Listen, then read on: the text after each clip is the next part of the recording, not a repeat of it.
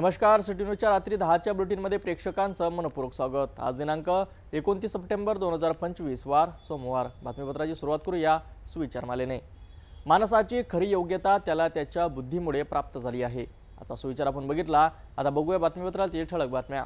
या हेडलाईन्सचे प्रायोजक आहेत बीटीपी यात्रा ग्रुप अमरावती।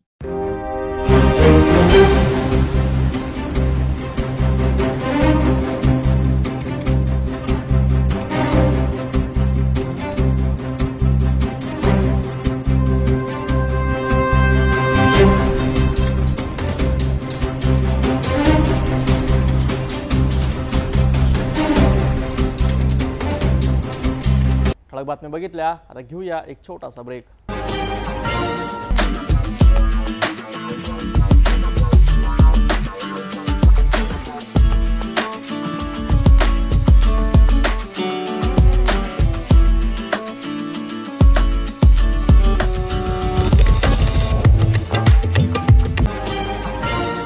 ब्रेक नंतर बघूया सविस्तर बातम्या। सुरुवातीला एक नजर टाकूया शहरातील गुन्हेगारी क्षेत्रातील घडामोडींवर।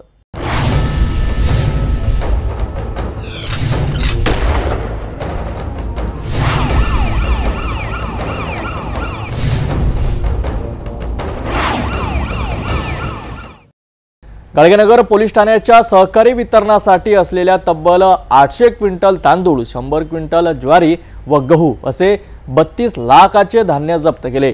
पुरवठा विभागाच्या पथकाने ही कारवाई करताना 2 ट्रक भरून मुद्देमाल ताब्यात घेतला आहे। गाडगेनगर पोलीस ठाण्यात आरोपीवर गुन्हा दाखल करण्यात आला असून पुढील तपास सुरू आहे। गोपनीय माहितीच्या आधारे गाडगेनगर पोलीस आणि जिल्हा पुरवठा विभागाने मोठी कारवाई केली आहे।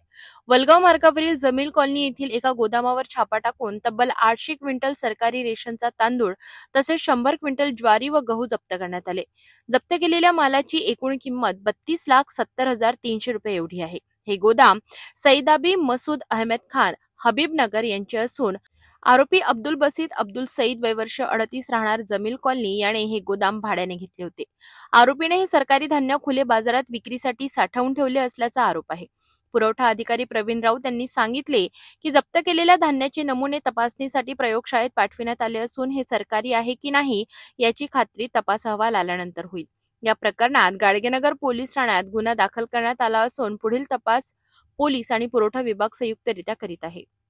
दिनांक 24/9/2025 ला गुप्त माहितीनुसार आमचे अधिकारी अन्नधान्य वितरण अधिकारी श्री प्रवीण राऊत तसेच भरारी पथकचे अधिकारी सहाय्यक जिल्हा पुरवठा अधिकारी श्री प्रज्वल पाथरे तसेच प्रज्वल पाथरे यांचे सहाय्यक निरीक्षण अधिकारी श्री निखिल नलावडे यांना गुप्त माहितीनुसार ते तिथे पोहोचले। लालखडी स्थित एक प्रायव्हेट गोडाऊनमध्ये धान्य ठेवल्याचे हे मिळाले होते, गुप्त माहिती मिळाली होती। त्या माहितीनुसार तिथे पोहोचल्यानंतर त्याची तपासणी केली असता अनस्टँडर्ड धान्य तिथे तांदूळ वगैरे दिसण्यात आले।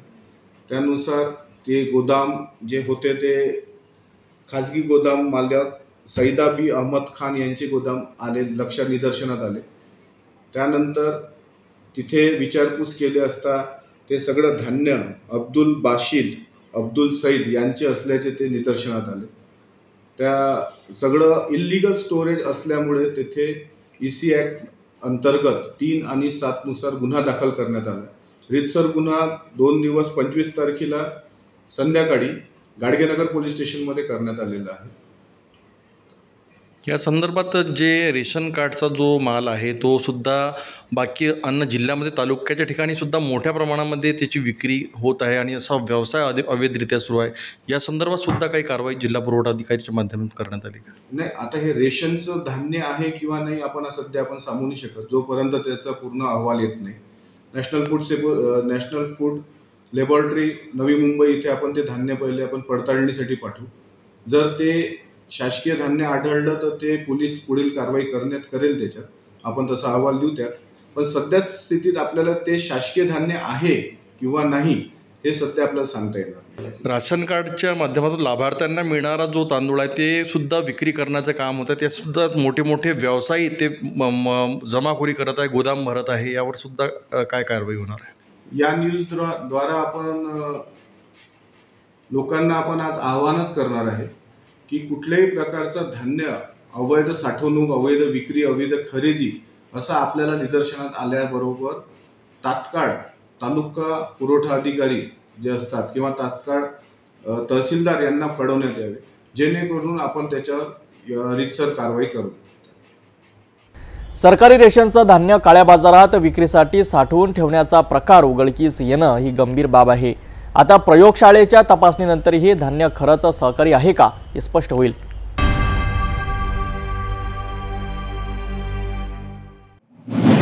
अमरावतीमधील सुपर स्पेशालिटी हॉस्पिटलमधील विशेष तज्ज्ञांचा संप अखेर मागे घेण्यात आलाय.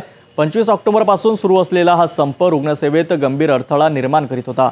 स्थानिक विभागीय संदर्भ सेवा रुग्णालयातील डॉक्टरांनी आपले मानधन वाढवण्याबाबत आणि प्रलंबित देयक मिळवण्याबाबत मागणी करत या महिन्याभरात संप सुरू ठेवला होता. 27 सप्टेंबर आमदार संजय खोडके आणि आमदार सुलभा खोडके यांच्या उपस्थितीत झालेल्या बैठकीत या विशेष तज्ज्ञांना तात्काळ 4 महिन्यांचे प्रलंबित मानधन दिले गेले. तसेच वाढीव मानधन व त्यांचे नियमित भरणा होण्याबाबत 15 ऑक्टोबरपर्यंत शासन निर्णय मिळेल अशी हमीही दिली गेली. यामुळे रुग्णालयातील सर्व विशेष तज्ज्ञांनी संप मागे घेतल्याचे जाहीर केले असून 29 सप्टेंबरपासून रुग्णसेवा पुन्हा सुरळीत सुरू होणार आहे अशी माहिती देण्यात आली. या रुग्णालयामध्ये जवळपास 25 ऑगस्टपासून हे संप पुकारलेला होता. आज जवळपास 1 महिना झालेला आहे आणि आजपासून त्यांनी सुपर स्पेशालिटी डॉक्टरनी आपल्या सेवा देणं सुरू केलेलं आहे. पीडियाट्रिक सर्जरी, प्लॅस्टिक सर्जरी आणि न्यूरो सर्जरी. यामध्ये जे आहे संप जे मागे घेण्यात आला, यामध्ये काय आश्वासन देऊन संप मागे घेण्यात आला? किती थकीत बाकी आहे डॉक्टरांचं वेतन? किती महिन्याचं वेतन आहे? किती डॉक्टरांचं वेतन? जवळपास 45 डॉक्टरचं वेतन बाकी आहे आणि जवळपास वेतन हे 8 कोटीच्या याच्यामध्ये आहे आणि 6-7 महिन्यापासून त्यांचा निधी पेंडिंग आहे, म्हणजे त्यांचं मानधन बाकी आहे. आणि संप मागे करायसाठी माननीय आमदार सुलभाताई खोडके, आमदार संजूभाऊ खोडके यांनी त्यांच्याशी बैठक घेऊन हे प्रश्न त्यांचे त्वरित लावू आणि 15 ऑक्टोबरपर्यंत नवीन मानधनाचा GR काढू असं सगळ्यामध्ये सहमती होऊन ते त्यांना सांगितलेलं आहे आणि त्यांच्यानुसार ते कामावर रुजू झालेले आहे. काही किडनी ट्रान्सप्लांटचे 7 प्रकरण जे थांबलेले होते ते सुद्धा आता मार्गी लागले का? हो, ते प्रश्नसुद्धा मार्गी लागलेले आहे. आता किडनी ट्रान्सप्लांट शस्त्रक्रिया सुरू होऊन जाईल. आतापर्यंत किती किडनी ट्रान्सप्लांट आपल्या इथे झाले आहे? आतापर्यंत आपल्याकडे 58 किडनी ट्रान्सप्लांट झालेले आहे आणि आता आपल्याकडे 4-5 जण वेटिंगमध्ये पण आहे. नवीन जे सुविधा आहे शास्त्राप्रमाणे जे MRI सुरू होणार होतं ती सुद्धा व्यवस्था इथे आता सुरू होती आहे. हो, त्याचं ट्रायल झालेलं आहे. MRIचं हे PPP तत्वावर आलेलं आहे आणि माननीय जलद चिकित्सक यांची परमिशन भेटली की ते MRI मशीन आपल्या इथं सुरू होणार आहे, म्हणजे ते सुविधा आपल्या रुग्णालयाला मिळणार आहे. शेवटचा प्रश्न, या सुपर जे हॉस्पिटल आहे या हॉस्पिटलमध्ये 220 बेडचं हॉस्पिटल असल्यानंतर या ठिकाणी रक्तपेढीची गरज आहे का असं वाटतं? या रुग्णालयाला रक्तपेढीची खूप आवश्यकता आहे आणि तसा आपला पाठपुरावासुद्धा सुरू आहे. DPT फंडमधूनही सुद्धा आपण मागणी केलेली आहे की त्याचे इक्विपमेंट मिळण्यात यावे. आपल्याकडे मॅनपॉवर आलेला आहे आणि सगळे तज्ज्ञ डॉक्टर आपल्याकडे उपलब्ध आहे. भविष्यात अजून कोणत्या आरोग्य सेवा इथे देण्यात येणार आणि कोणत्या योजनेच्या माध्यमातून इथे सेवा देण्यात येतात? आताच आपण 2-3 दिवस आधीच एक शस्त्रक्रिया केलेली आहे, कॉक्लिअर इम्प्लांट. याच्यामध्ये जे मुके बहिरे मुलं असतात, ज्यांना कर्णबधिर असतात, ज्यांना ऐकू येत नाही, ते ऐकू आल्यामुळे त्यांना बोलता येत नाही, ते शस्त्रक्रिया आपण आत्ताच केलेली आहे आणि ते सक्सेसफुल आहे. आणि अशाच प्रकारच्या जिल्ह्यातले मुकबधीर मुलांचे शस्त्रक्रिया करायचे आहे आणि पुढे चालून आपलं नी रिप्लेसमेंट, हिप रिप्लेसमेंट आणि GIT जे गॅस्ट्रोचे रुग्ण आहेत यांचेसुद्धा आपण सेवा देण्यासाठी प्रयत्न करणार आहे. कोणत्या योजनेअंतर्गत महात्मा ज्योतिबा फुले आणि याच्या व्यतिरिक्त अजून कोणत्या योजनेचा लाभ इथे लाभार्थ्यांना मिळणार? महात्मा ज्योतिबा फुले पंतप्रधान जन आवास योजनेचं हे योजना मिळून राहिलेली आहे आणि त्याच्यानंतर 15 ऑगस्टपासूनच आपल्या रुग्णालय हे सगळं फ्री करण्यात आलेलं आहे, म्हणजे निःशुल्क इथं शस्त्रक्रिया होत असते. काही मध्य प्रदेशचे पण रुग्ण असले तरी त्यांच्याजवळ कार्ड नसते, तरी पण मग आपण ते रुग्णांना फ्री करत असतो तपासण्या. आणि जे हे कॉक्लिअर इम्प्लांट केलेलं आहे हे DPTC फंडमधून याचं ऑपरेशन करण्यात आलेलं आहे. विशेष तज्ज्ञांचा संप मागे घेण्यात आल्याने रुग्णसेवा पुन्हा सुरळीत होणार असून रुग्णांना आवश्यक वैद्यकीय सेवा लवकरच आणि सुरक्षित मिळेल। प्रशासन आणि डॉक्टरांच्या सकारात्मक संवादामुळे हा महत्त्वाचा निर्णय साधला गेला, जे रुग्ण आणि समाजासाठी मोठे दिलासा देणार आहे।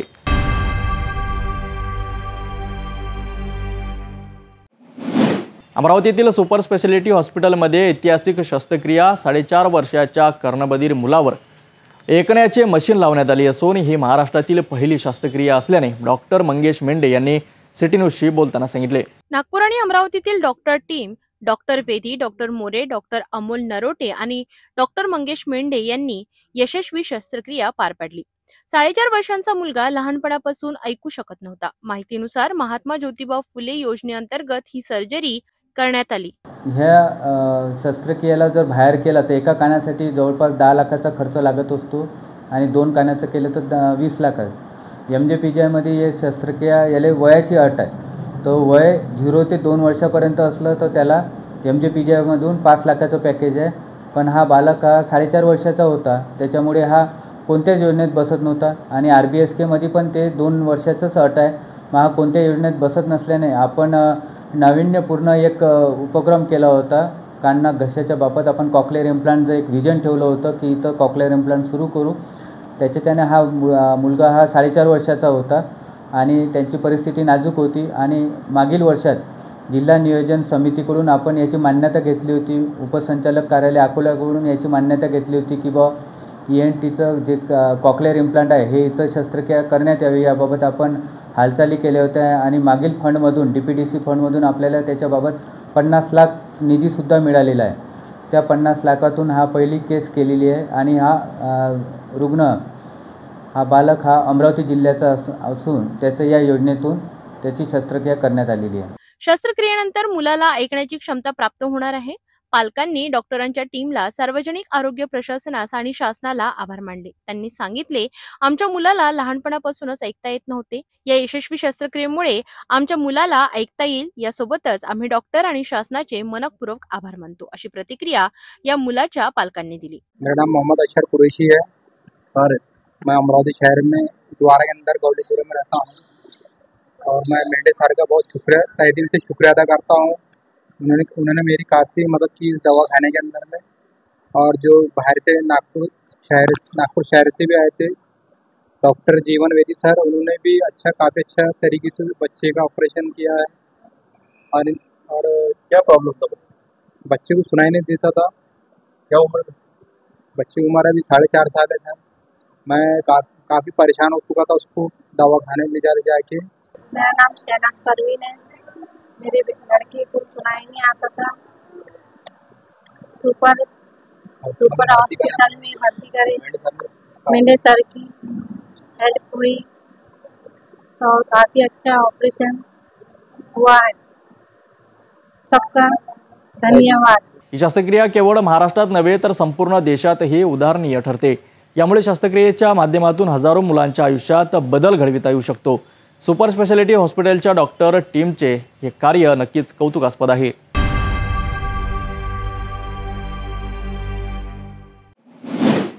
महाराष्ट्रात झालेल्या अतिवृष्टीमुळे शेतकऱ्यांचे जगणेच कठीण झाले आहे। तूर, सोयाबीन, कापूस, फळबाग आणि इतर पिकांचे मोठ्या प्रमाणात नुकसान झाले आहेत। अशातच अमरावती जिल्ह्यातील भातकुली तालुक्यातील शेतकऱ्यांनी तहसील कार्यालयावर धडक देत सरकारकडे 100% नुकसान भरपाईची मागणी केली आहे। यावर्षी झालेल्या अतिवृष्टीसारख्या पावसामुळे संपूर्ण महाराष्ट्रात शेतकऱ्यांचे मोठे नुकसान झाले। तूर, सोयाबीन, कापूस यासह फळबागा आणि भातांच्या पिकांचे प्रचंड नुकसान झाल्याने शेतकरी हवालदिल झाले आहेत।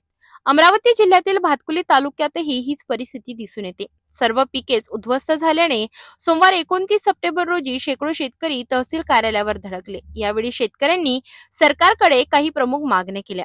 100% नुकसानीची भरपाई द्यावी, नुकसान भरपाई प्रति हेक्टर 50,000 रुपये द्यावे, शेतकऱ्यांची संपूर्ण कर्जमाफी करावी, पीक विमा योजना प्रभावीपणे लागू करावी, ई-KYC साठी सेतू केंद्रांची पायरी न मारता थेट DBTने मदत जमा करावी। शेतकऱ्यांनी तहसीलदारांना निवेदन सादर केले, तसेच कार्यालयासमोर जोरदार घोषणा दिल्या। सरकारने तातडीने या मागण्या मान्य कराव्यात, नाही तर पुढील काळात तीव्र आंदोलन छेडण्याचा इशाराही शेतकऱ्यांनी दिला आहे। भातकुली तालुका तमाम तालुक्यातील शेतकरी, शेतमजूर, कष्टकरी यांनी या ठिकाणी माननीय तहसीलदार साहेब यांना या ठिकाणी निवेदन दिलेलं आहे। हे निवेदन कोण्या पक्षाचं नव्हतं किंवा हे निवेदन कोण्या याचं नव्हतं, हे आमच्या हक्काचं, तमाम शेतकऱ्यांच्या हक्काचं निवेदन होतं। हा तालुका या ठिकाणी अतिवृष्टीमुळे अत्यंत बाधित झाला आहे आणि या बाधित झालेल्या तालुक्यामध्ये आज शेतकऱ्यांना आम्हाला मदत मिळाली 30-40% आणि हे तुटपुंजी भीक मागी मदत आम्हाला या शेतकऱ्याला दिली। अरे निदान हक्काचं द्या, चेष्टा करू नका म्हणून आम्ही या ठिकाणी आज तालुक्याला निवेदन दिलेलं आहे।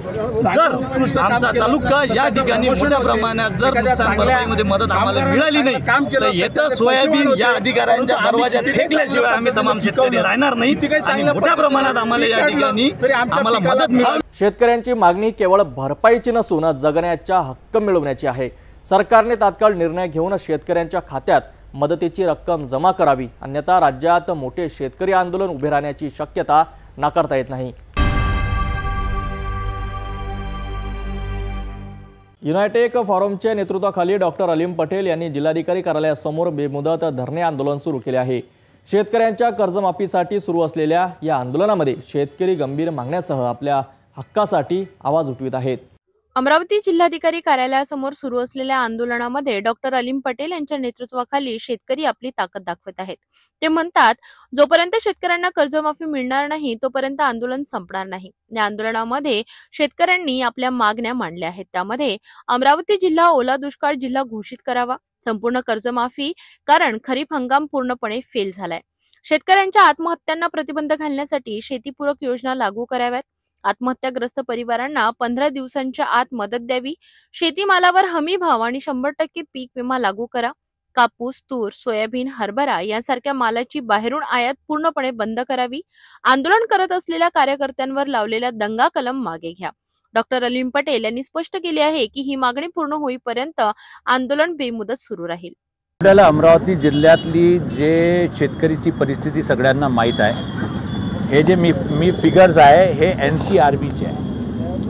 अमरावती जिल्ह्यातले फक्त 2001 पासून तर 2024 पर्यंत 5315 हे आत्महत्या झालेली आहे ऑलरेडी। आणि आता जे परिस्थिती आपल्याकडे झालेली आहे, हे जे आपदा अमरावती जिल्ह्यावर किंवा महाराष्ट्रावर आलेली आहे, त्याच्यात मागच्या 2 दिवसात 4 आत्महत्या आहे।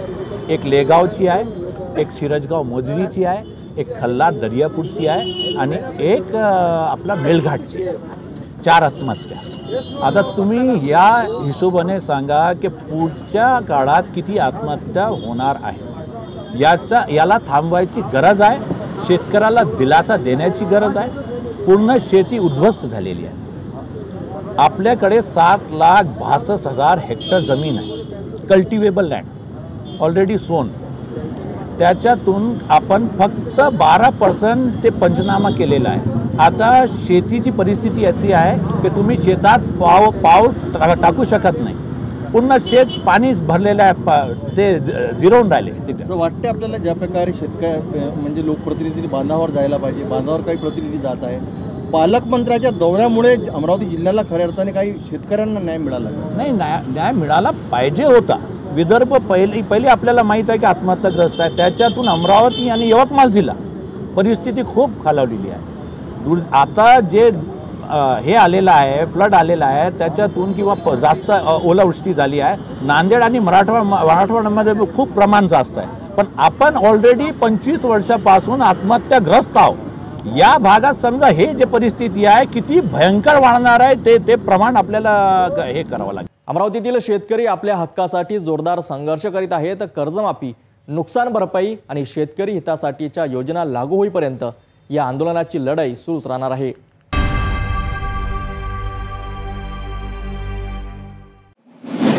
अमरावतीतील शेतकऱ्यांसाठी यावर्षीच्या अतिवृष्टीमुळे तूर, सोयाबीन, कापूस, मूग, मक्का आणि फळबागा पिकांचे प्रचंड नुकसान झाले आहेत। शेतकरी भावनिष्ठिकदृष्ट्या हवालदिल झाले आहेत। त्यांच्या पिकांचे प्रचंड नुकसान झाले असून सरकारकडून तातडीने 100% नुकसान भरपाई मिळणे गरजेचे आहे। याच पार्श्वभूमीवर आमदार रवी राणा यांनी 4थ्या दिवसांपासून थेट शेतकऱ्यांच्या शेतामध्ये जाऊन पिकाची पाहणी केली, शेतकऱ्यांच्या समस्या ऐकल्या आणि मुख्यमंत्र्यांकडे तातडीने ओला दुष्काळ जाहीर करून नुकसान भरपाई मिळवण्याची मागणी केली आहे। बडगाव, जिरे, पारडी, अंजनगाव, बारी, गोविंदपूर, भानखेडा बुजुर्ग, भानखेडा खुर्द, उदखेड, अर्राड कुर्हाड, कस्तुरा, मोगरा, हातला, बोडणा, पोहरा, इंदला, मासोद, राजुरा, परसोडा, पिंपळखुटा, वडगाव, माहोरे या गावांमध्ये आमदार रवी राणा यांनी शेतकऱ्यांच्या पिकांची पाहणी केली। शेतकऱ्यांच्या पिकांमध्ये कापूस, सोयाबीन, मूग, तूर, संत्रा, मोसंबी, मका या पिकांचे मोठ्या प्रमाणात नुकसान झालेले दिसून आले। या पाहणी दरम्यान रवी राणा यांनी मुख्यमंत्री देवेंद्र फडणवीस आणि पालकमंत्री चंद्रशेखर बावनकुळे यांना थेट फोनवरून शेतकऱ्यांच्या समस्यांची माहिती दिली। आमदार रवी राणा यांनी मुख्यमंत्र्यांकडे मागणी केली आहे की तातडीने सरसकट ओला दुष्काळ जाहीर करून 100% पंचनामे करणे आणि दिवाळीपूर्वी शेतकऱ्यांना 100% नुकसान भरपाई मिळवून देणे आवश्यक आहे। या दौऱ्यात तहसीलदार विजय लोखंडे, बंडरा पोलीस निरीक्षक सुनील चव्हाण, तालुका कृषी अधिकारी, विद्युत विभागाचे अधिकारी आणि विविध सरपंच, उपसरपंच तसेच ग्रामस्थ उपस्थित होते। रवी राणा यांनी सर्व अधिकाऱ्यांना कडक निर्देश दिले आहेत की शेतकऱ्यांना येणारी नुकसान भरपाई हयगय न करता तातडीने जमा करावी, कारण शेतकऱ्यांचे पैसे त्यांच्या हक्काचे आहेत। आवाज आहे पुऱ्या जिल्ह्याचा।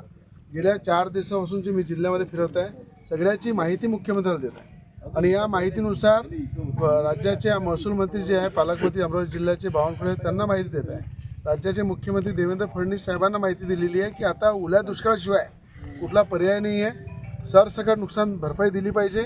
आज सोयाबीन सोंगतो म्हटलं तो सोंगायलाही पुरत नाही अशी परिस्थिती झालेली आहे। म्हणून लवकरात लवकर दिवाळीच्या आधी शेतकऱ्यांच्या खात्यामध्ये पैसे मिळाले पाहिजे। दिवाळी शेतकरी चांगली झाली पाहिजे। दसरा तर आता समजून घ्या कठीण परिस्थिती आहे। सगळ्याच्या चेहऱ्यावर बिलकुल म्हणजे निराशा आलेली आहे की निसर्गानं अशा प्रकारची आपत आणली की आता सरकारची साथ पाहिजे। शेतकऱ्यांसाठी हा दौरा फक्त औपचारिक पाहणी नव्हता, तर त्यांच्या समस्याकडे लक्ष देण्याचा आणि तातडीने उपाय मिळवण्याचा उपक्रम होता। आता प्रशासन आणि सरकारने या मागण्या मान्य करून शेतकऱ्यांना न्याय मिळवून द्यावा, अन्यथा शेतकऱ्यांच्या हक्कासाठी तीव्र आंदोलनाची शक्यता निर्माण होईल।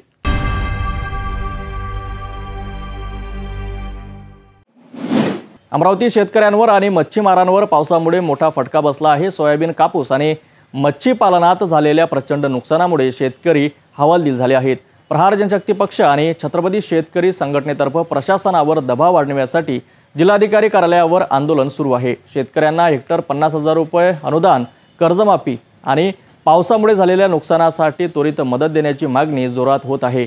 युनायटेड फॉरमच्या माध्यमातून सुरू असलेले हे आंदोलन डॉक्टर अलीम पटेल यांच्या नेतृत्वात सुरू आहे आणि प्रहार जनशक्ती पक्षाने याला खुला पाठिंबा दिलाय। प्रहार जनशक्ती पक्षाच्या वतीने जिल्हाधिकारी कार्यालयात मच्छीमार आणि शेतकऱ्यांच्या नुकसानी संदर्भात निवेदन सादर करण्यात आले। या निवेदनात म्हटले आहे की पावसामुळे शेतीमालासह मच्छी बीजांचा मोठ्या प्रमाणात नुकसान झाले असून मत्स्य व्यवसायालाही शेतीसारखा दर्जा देऊन मदत मिळवावी।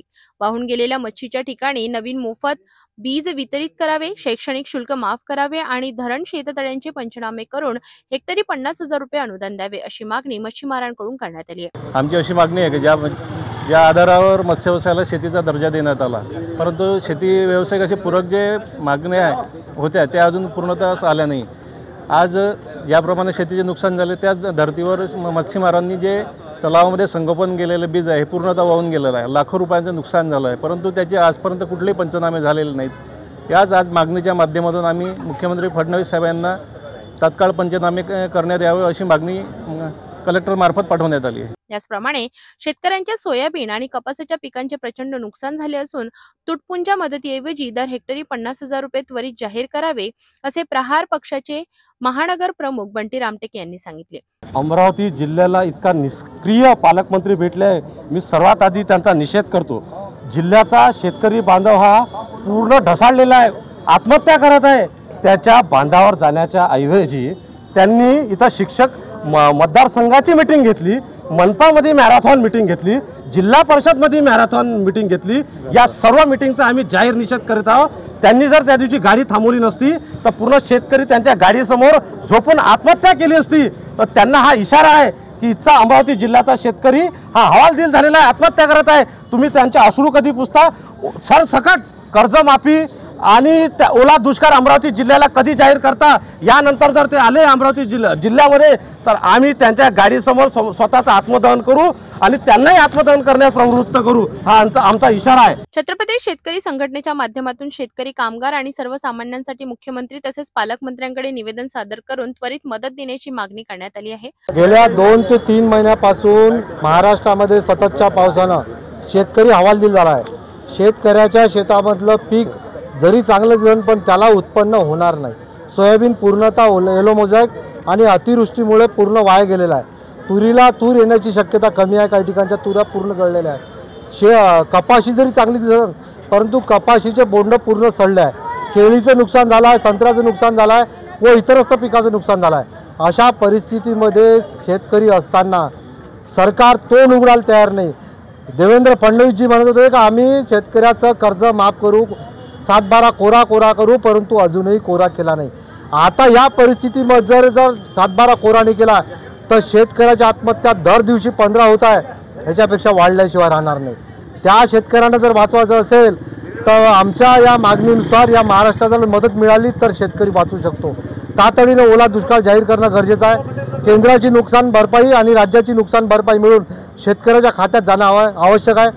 शेतकऱ्याच्या खात्यात गेलेला निधी हा त्याच्या वैयक्तिक कर्जामध्ये किंवा पीक कर्जामध्ये रूपांतरित न करता त्याच्या कर्ज पिकाला होल्ड न लावता त्याच्या दैनंदिन गरजासाठी ते मिळणं गरजेचं आहे। अशा प्रकारच्या आम्ही 4 ते 5 मागण्या घेऊन आज जिल्हाधिकारी कार्यालयामध्ये गेलेला आहे। अमरावती जिल्ह्यात 17 ऑगस्टपासून सतत 45 दिवस झाले पाऊस चालू आहे आणि पूर्ण अमरावती जिल्ह्यात भयावह स्थिती आहे। सर्व पिकाची, मग संत्रा असो, कापूस असो, सोयाबीन असो, केळी असो, पूर्णतः नुकसान आहे। पीक जरी ते उभं दिसत आहे पण त्याला संत्र्याला फळ राहिला नाही, केळीला पूर्ण पिवळत पडलेली आहे। अशा भयावह स्थितीत या निद्रिस्त झालेल्या शासनाला जाग येण्याकरिता सर्व शेतकरी आज आम्ही जिल्हाधिकारी कार्यालयावर आलेलो आहोत की सरसकट अमरावती जिल्ह्यात ओला दुष्काळ जाहीर करा व हेक्टरी 8,500 रुपये तोंडाला पाणी पुसून नाही तर 50,000 रुपये पंजाब शासनाच्या धर्तीवर हेक्टरी 50,000 रुपये मदत जाहीर झालीच पाहिजे, ही मागणी आहे। नाहीतर या झालेल्या सरसकट ह्या शेतकऱ्याचा आज जरी शांतता दिसत आहे पण ही शांतता कधी उद्रेक स्वरूपात जाहीर होईल ही सांगता येत नाही। शेतकरी आणि मच्छीमारांच्या या आंदोलनातून स्पष्ट झाले आहे की पावसामुळे झालेल्या नुकसानीसाठी त्वरित कारवाई आवश्यक आहे। प्रहार पक्ष व छत्रपती शेतकरी संघटनेतर्फे प्रशासनावर निर्माण केलेल्या दबावामुळे लवकरच शेतकऱ्यांना हेक्टरी 50,000 रुपये अनुदान, कर्जमाफी आणि मच्छी बीजांची पूर्तता मिळणार आहे। या आंदोलनाने सरकारकडे पाठिंबा देण्याची ताकद दाखविली आहे।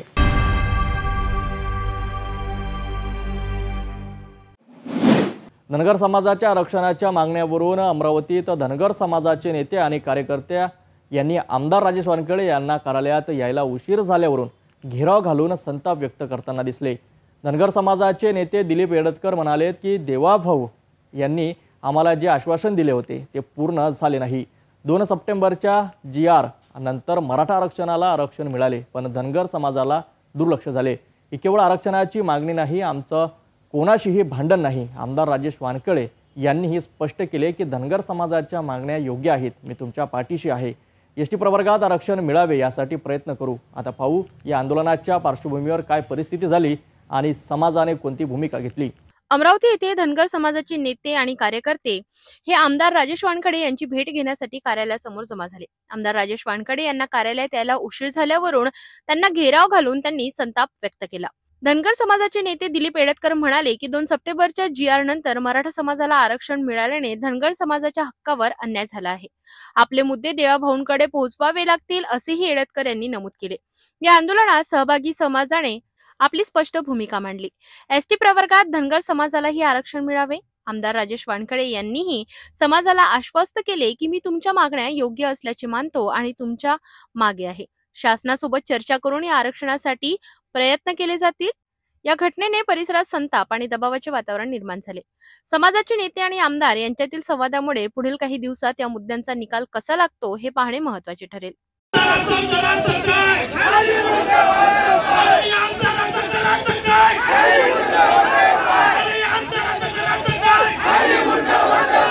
प्रथम त्यांनी आपल्याला लेट केलं।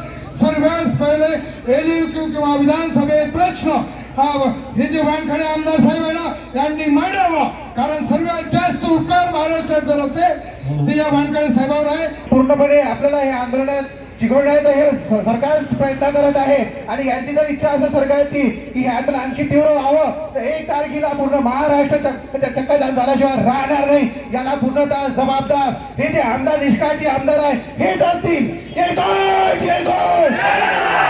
आणि आपली किंमत कशी आहे काय आहे हे संबंधित आमदाराला आपण दाखवून दिलं पाहिजे, कारण आपण राजा आहोत, मतदार राजा असतो आणि तो जे आमदार आहेत ते सेवक समजतात, पण खरा मतदार राजा आहे.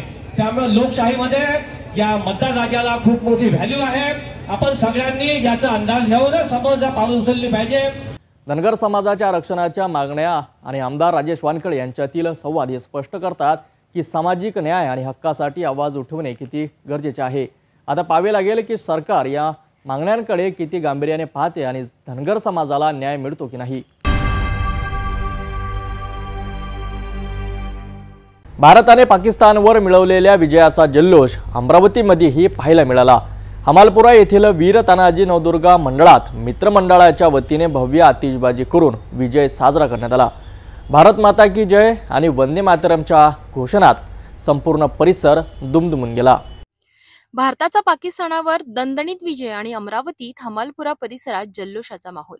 क्रिकेट सामन्याचा थरार संपताच हमालपुरा मित्रमंडळ आणि वीर तानाजी नवदुर्गा मंडळाने विजय साजरा करत भव्य आतिषबाजी केली. रविवारच्या सामन्यात भारताने पाकिस्तानला पराभूत केल्यानंतर अमरावतीकरांच्या आनंदाचा पाराच उरला नाही. हमालपुरा येथील वीर तानाजी नवदुर्गोत्सव मंडळात LED स्क्रीनवर सर्वांनी लाईव्ह सामना पाहिला. सामना जिंकताच मित्रमंडळाच्या वतीने रंगीबेरंगी फटाक्यांच्या आतिषबाजी करण्यात आली. भारत माता की जय आणि वंदे मातरमच्या घोषणांनी वातावरण देशभक्तीने भारून गेले.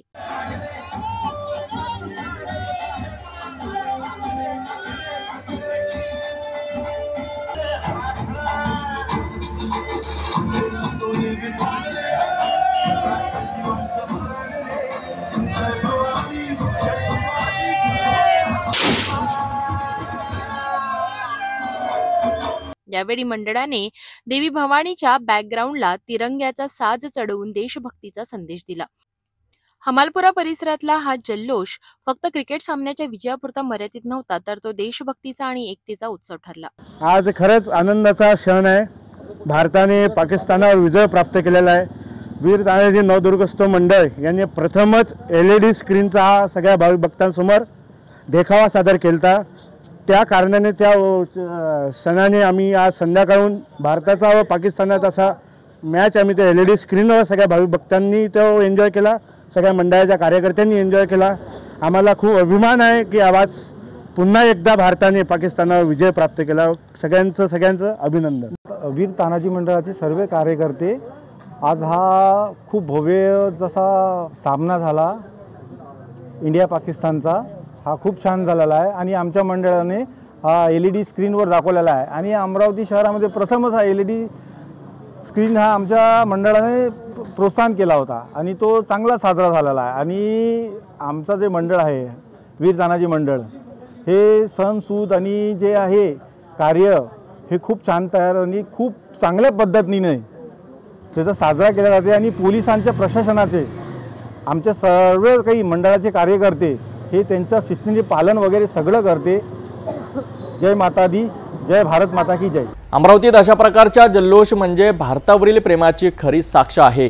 हमालपुरा मित्रमंडळाच्या या उपक्रमाचे सर्वत्र कौतुक होत आहे. अशा देशभक्तीने भारलेल्या क्षणाने शहराचा उत्साह अधिक वाढला आहे.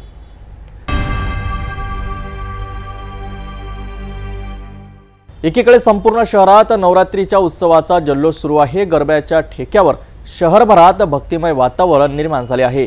मात्र या भक्तीच्या सोहळ्याबरोबरच शहरात स्वातंत्र्याचा क्रांतिकारी शहीदांचा सन्मान करण्याचाही एक वेगळा उपक्रम पाहायला मिळाला. अमरावतीत नवरात्री उत्सवाची धूम असतानाच हॉकर्स युनियनने शहीद भगतसिंग जयंती साजरी केली. शेगाव नाका परिसरातून भव्य शोभायात्रेचे आयोजन करण्यात आले. या शोभायात्रेत शहीद भगतसिंग, राजगुरू आणि सुखदेव यांच्या प्रतिमा घेऊन नागरिक मोठ्या संख्येने सहभागी झाले होते. देशभक्तीपर घोषणांनी संपूर्ण परिसर दुमदुमून गेला. शोभायात्रेचा समारोप विश्व महामानव डॉक्टर बाबासाहेब आंबेडकर यांच्या पुतळ्याजवळ करण्यात आला। या प्रसंगी हॉकर्स युनियनच्या पदाधिकाऱ्यांनी भगतसिंगच्या विचारांचा वारसा जपण्याचे आवाहन केले। शहरातील तरुणांनी उत्साहात सहभागी होत शहीदांना अभिवादन केले। नवरात्री उत्सवाच्या पार्श्वभूमीवर झालेल्या या कार्यक्रमाने वेगळाच देशभक्तीचा माहोल निर्माण झाला। कार्यक्रमाच्या यशस्वीतेसाठी पोलिसांनी विशेष बंदोबस्त ठेवला होता। हॉकर्स युनियनने यापुढेही असे सामाजिक आणि देशभक्तीपर कार्यक्रम राबविण्याचा निर्धार व्यक्त केलाय। नवरात्रीच्या उत्सवात भक्तिमय वातावरण असतानाही क्रांतिकाऱ्यांच्या स्मृतीला आदरांजली अर्पण करणारा हॉकर्स युनियनचा हा उपक्रम समाजातील युवकांना देशप्रेमाची प्रेरणा देणारा ठरला।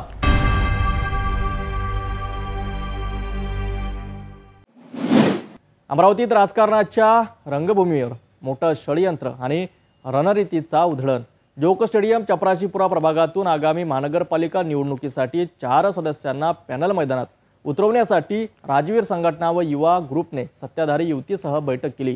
या बैठकीत राजवीर संघटनेच्या संस्थापक अध्यक्ष रहमत खान उर्फ रम्मू पत्रकार यांचा निर्णय, युवा कार्यकर्त्यांचा उत्साह आणि विविध समाज घटकांच्या सहभागामुळे या प्रभागातील राजकीय वातावरण थोडक्यात तणावपूर्ण आणि गाजावाजा करणारे ठरले आहे। जोग स्टेडियम चपराशीपुरा प्रभागातील बिच्छू टेकडी स्थित राजवीर संघटनेच्या मुख्य कार्यालयात 26 सप्टेंबर रोजी दुपारी 3 वाजता बैठक झाली। या बैठकीत शेकडो युवक युवती, महिला पुरुष कार्यकर्ते उपस्थित होते। मुख्य उद्देश होता आगामी महानगरपालिका निवडणुकीकरिता 4 सदस्यांचा पॅनल मैदानात उतरवण्यासंदर्भात चर्चा करणे।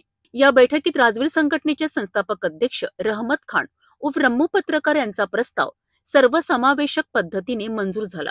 ओपन पॅनलसाठी रहमत खान उर्फ रम्मू पत्रकार यांना उमेदवार म्हणून निवडण्यात आले, तर अनुसूचित जाती, अनुसूचित जमाती आणि ओबीसी समाजाचे प्रतिनिधी देखील पॅनलमध्ये समाविष्ट करण्याचा निर्णय घेतला गेला।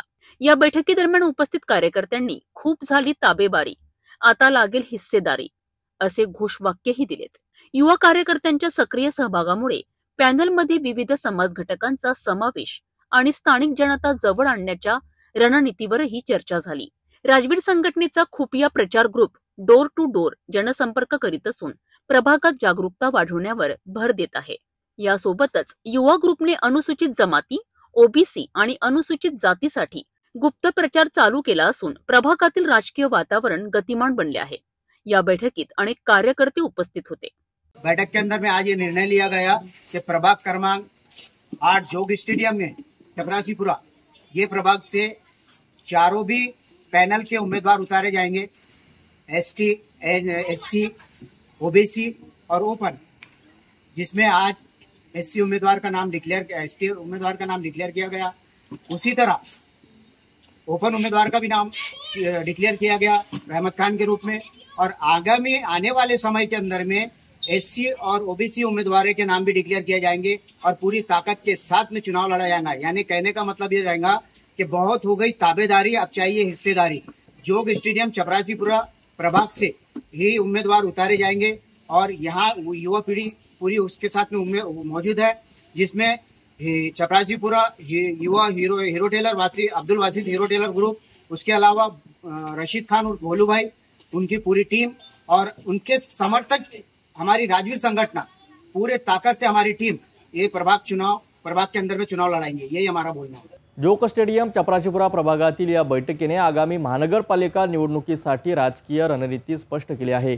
रहमत खान उर्फ रम्मू पत्रकार यांच्या युवा ग्रुपच्या सहकार्यामुळे पॅनलमध्ये विविध समाज घटकांचा समावेश होत असून प्रभागातील राजकीय स्पर्धा अधिकच रोमहर्षक होण्याची शक्यता निर्माण झाली आहे।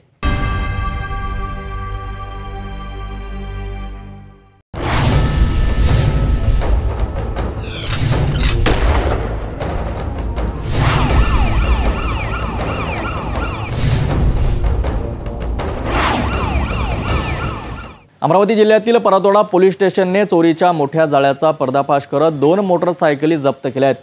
ही कारवाई पोलीस आयुक्तांच्या सूचनेनंतर विशेष पथकाने केली असून शहरात आणि ग्रामीण भागात वाढत असलेल्या मोटरसायकल चोरीच्या गुन्ह्यांना मोठा धक्का बसला आहे। फिर्यादीच्या विश्वासार्ह तक्रारी आणि गोपनीय बातमीदारांच्या मदतीने परतोडा पोलिसांनी आरोपीला ताब्यात घेत चोरीच्या मोटरसायकली सह त्याचे अन्य पुरावेही हस्तगत केले आहेत। परतवाडा पोलीस स्टेशनच्या डीबी पथकाने 28 सप्टेंबर 2025 रोजी तातडीची कारवाई करत चोरीची मोटरसायकल जप्त केली।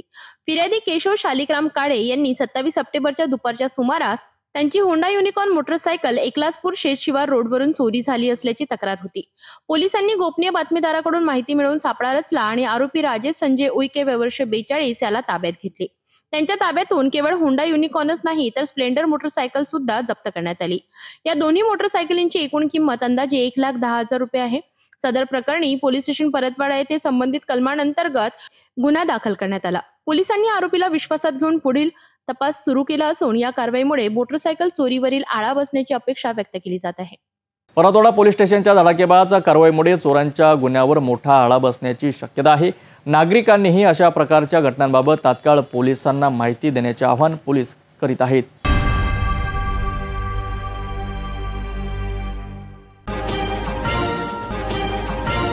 तपोवन पासून फक्त 1.5 किलोमीटर अंतरावर राधानगरी लेआउट लेक व्ह्यू प्लॉट सह मोजकेच प्लॉट शिल्लक. त्वरित संपर्क करा 9930706667 किंवा 7620433325 या क्रमांकावर.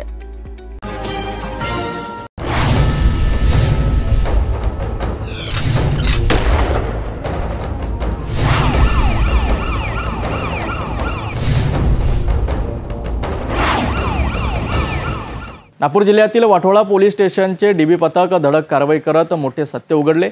अभद्ररित्या ज्वलनशील पदार्थ डिझेलची मोठ्या प्रमाणात साठवणूक करणारे दोघे आरोपी पोलिसांच्या जाळ्यात अडकले आहेत.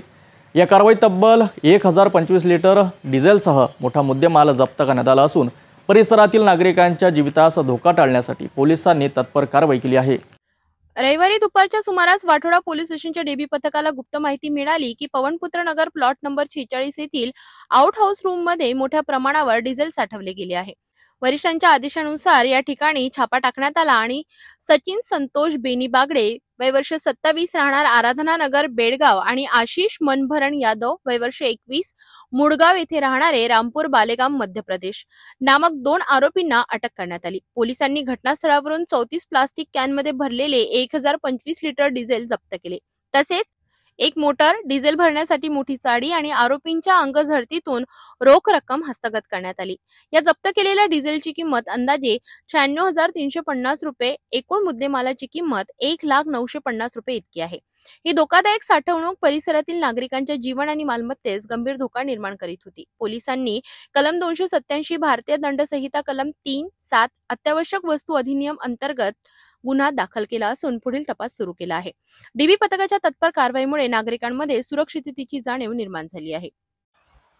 वाठोडा पोलीस स्टेशनच्या तपास पथकाचे प्रमुख Swapnil Raut, PSI Swapnil Raut, PSI Atul Pawar, PSI Krishna Salunke व त्यांची टीम यांनी पोलीस स्टेशन हद्दीमध्ये एक बेकायदेशीररित्या आणि धोकादायक पद्धतीने जे अत्यावश्यक वस्तू प्रतिबंध अधिनियममध्ये जे मोडतात अशा प्रकारचं ते डिझेल एका ठिकाणी साठवून ठेवल्याबाबत माहिती आमच्या तपास पथकाला मिळाली होती. तर त्या माहितीच्या आधारे त्यांनी त्या ठिकाणी रेड कारवाई केली. या रेडमध्ये जवळपास 1000 लिटर वेगवेगळ्या कॅन मध्ये भरून ठेवलेलं डिझेल तिथे मिळून आलं. तो आरोपी ते डिझेल वेगवेगळ्या ठिकाणाहून आणायचा, चोरीच्या माध्यमातून आणि कमी भावामध्ये विकायचा. त्याबद्दल आता अधिक माहिती म्हणजे स्वप्नील राऊत तपास पथक प्रमुख हे देते. काल रोजी आम्हाला माहिती मिळाली दुपारी की एका ठिकाणी पवनपुत्र नगर मध्ये एका ठिकाणी डिझेलचा साठा केलेला आहे आणि हा व्यक्ती बाहेरून दुसऱ्याकडून डिझेल घेतो आणि जे पेट्रोल पंपावर भाव आहेत त्याच्यापेक्षा 5 रुपयांनी कमी भावात तो लोकांना उपलब्ध करून देतो. त्या माहितीवरून आम्ही वरिष्ठ पोलीस निरीक्षक सरांच्या मार्गदर्शनात तपास पथक सोबत घेऊन सदर ठिकाणी पोहोचलो, शहानिशा केली. तर आम्हाला तिथे जवळपास 1025 लिटर डिझेल मिळून आलं. आम्ही ते डिझेल जप्त केलेलं आहे आणि त्यातील आरोपी जे आहेत सचिन बेनी बागडे व त्याचा एक सहकारी आशिष यांना ताब्यात घेतलं आणि पुढील कारवाई करून गुन्हा दाखल केला आहे. हा डिझेल कुठनं येत होता की चोरीचा होता की कशा प्रकारे हा पेट्रोल पंपवरून आणायचा, काय कुठनं काय माहिती आहे? त्यांचं असं म्हणणं आहे तात्पुरतं तरी की जे डिझेल होतं हे ड्रायव्हर लोक आम्हाला विकत होते आणि तो आम्ही साठा करत होतो आणि पेट्रोल पंपपेक्षा 5 ते 10 रुपये कमी भावाने इतर लोकांना विकत होतो. म्हणजे काही फायदा यांना सुद्धा होतो. कुठल्या वरिष्ठ अधिकाऱ्यांच्या मार्गदर्शनात ही कारवाई करण्यात आलेली आहे आणि कुठले कुठले अधिकारी याच्यामध्ये काम करणार आहेत, समोर हे तपास करण्यात काय सांगा?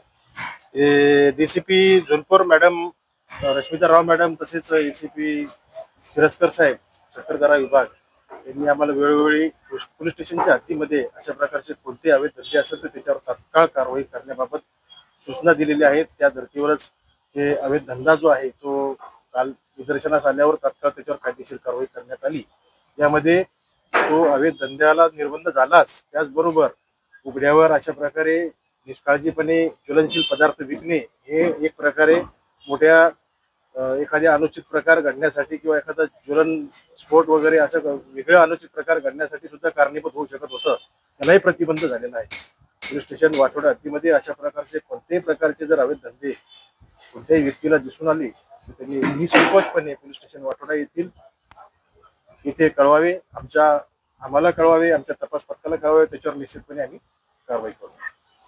वाठोडा पोलीस स्टेशनच्या धडक कारवाईने नागरिकांचे जीवन व मालमत्ता सुरक्षित ठेवण्यास महत्त्वपूर्ण भूमिका बजावली. अशा तत्पर कारवाईमुळे अवैध व्यवहारांवर नकेल टोळे फासण्याचा संदेश पोलीस प्रशासनाने दिला आहे.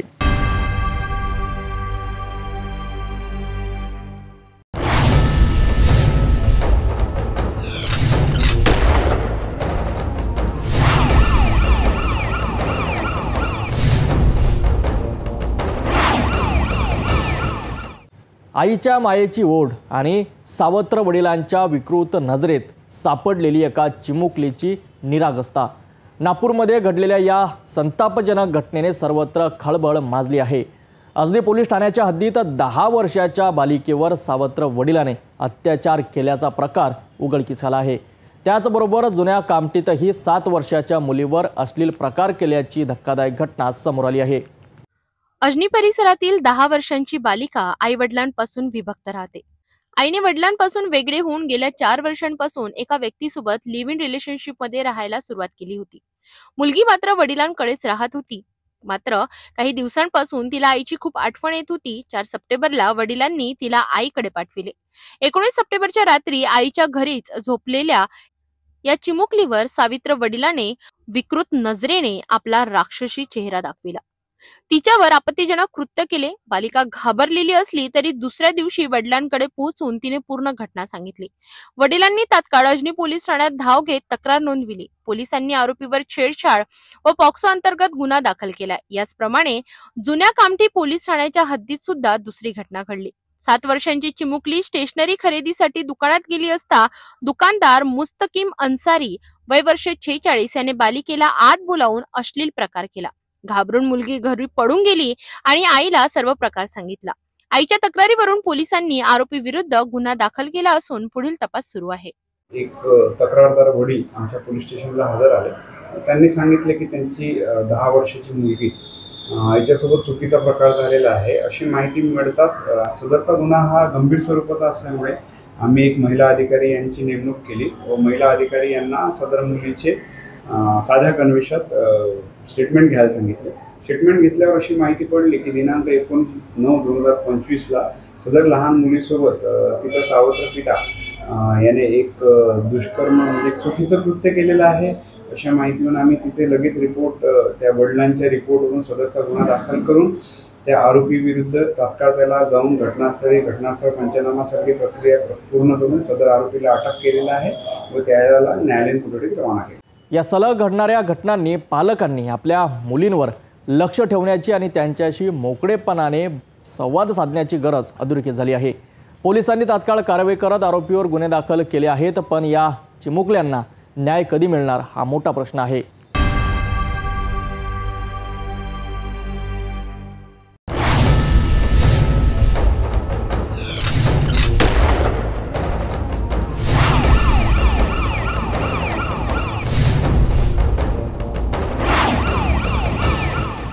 कामाच्या आमिषाने मजुरांना नागपुरात आणून त्यांना तस्करीच्या जाळ्यात अडकविण्याचा प्रयत्न, पण नागपूर पोलिसांच्या धडाकेबाज कारवाईने हा प्रयत्न हाणून पाडला.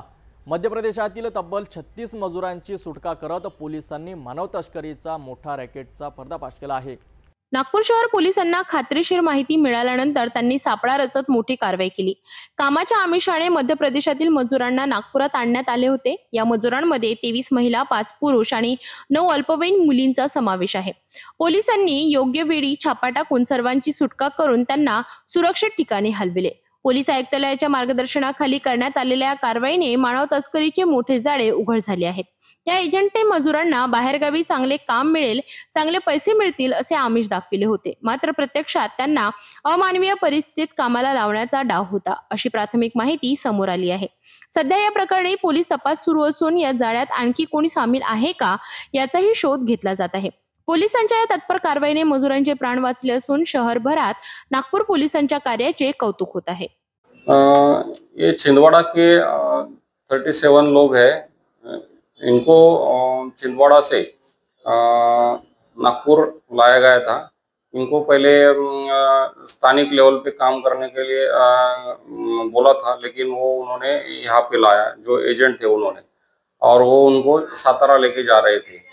तो ये जो मजूर है उन्होंने उनको वहाँ जाने के लिए मना कर दिया. तो ये एजेंट लोगों ने उनको धमका के उनसे 1.5 लाख की पहले एक ही मांगनी की. उसके बाद फिर ये नहीं माने तो फिर उनको उनके घर वालों को और उनको मारने की धमकी भी दे रहे थे. ये सब सीपी सर को एनजीओ से मालूमात होगी, तो उस तरह से हमको मैसेज आया. फिर वहाँ से हमने यहाँ से एक पुलिस स्टेशन का टीम एमटी बस स्टैंड पर भेज दिया, और वहाँ से ये सब लोगों को हमने रेलवे स्टेशन से यहाँ पे लाया है. ये सारी कार्रवाई हुई है किस वरिष्ठ अधिकारियों के मार्गदर्शन में हुई है, किन अधिकारियों ने इस पे काम किए, क्या बताएं?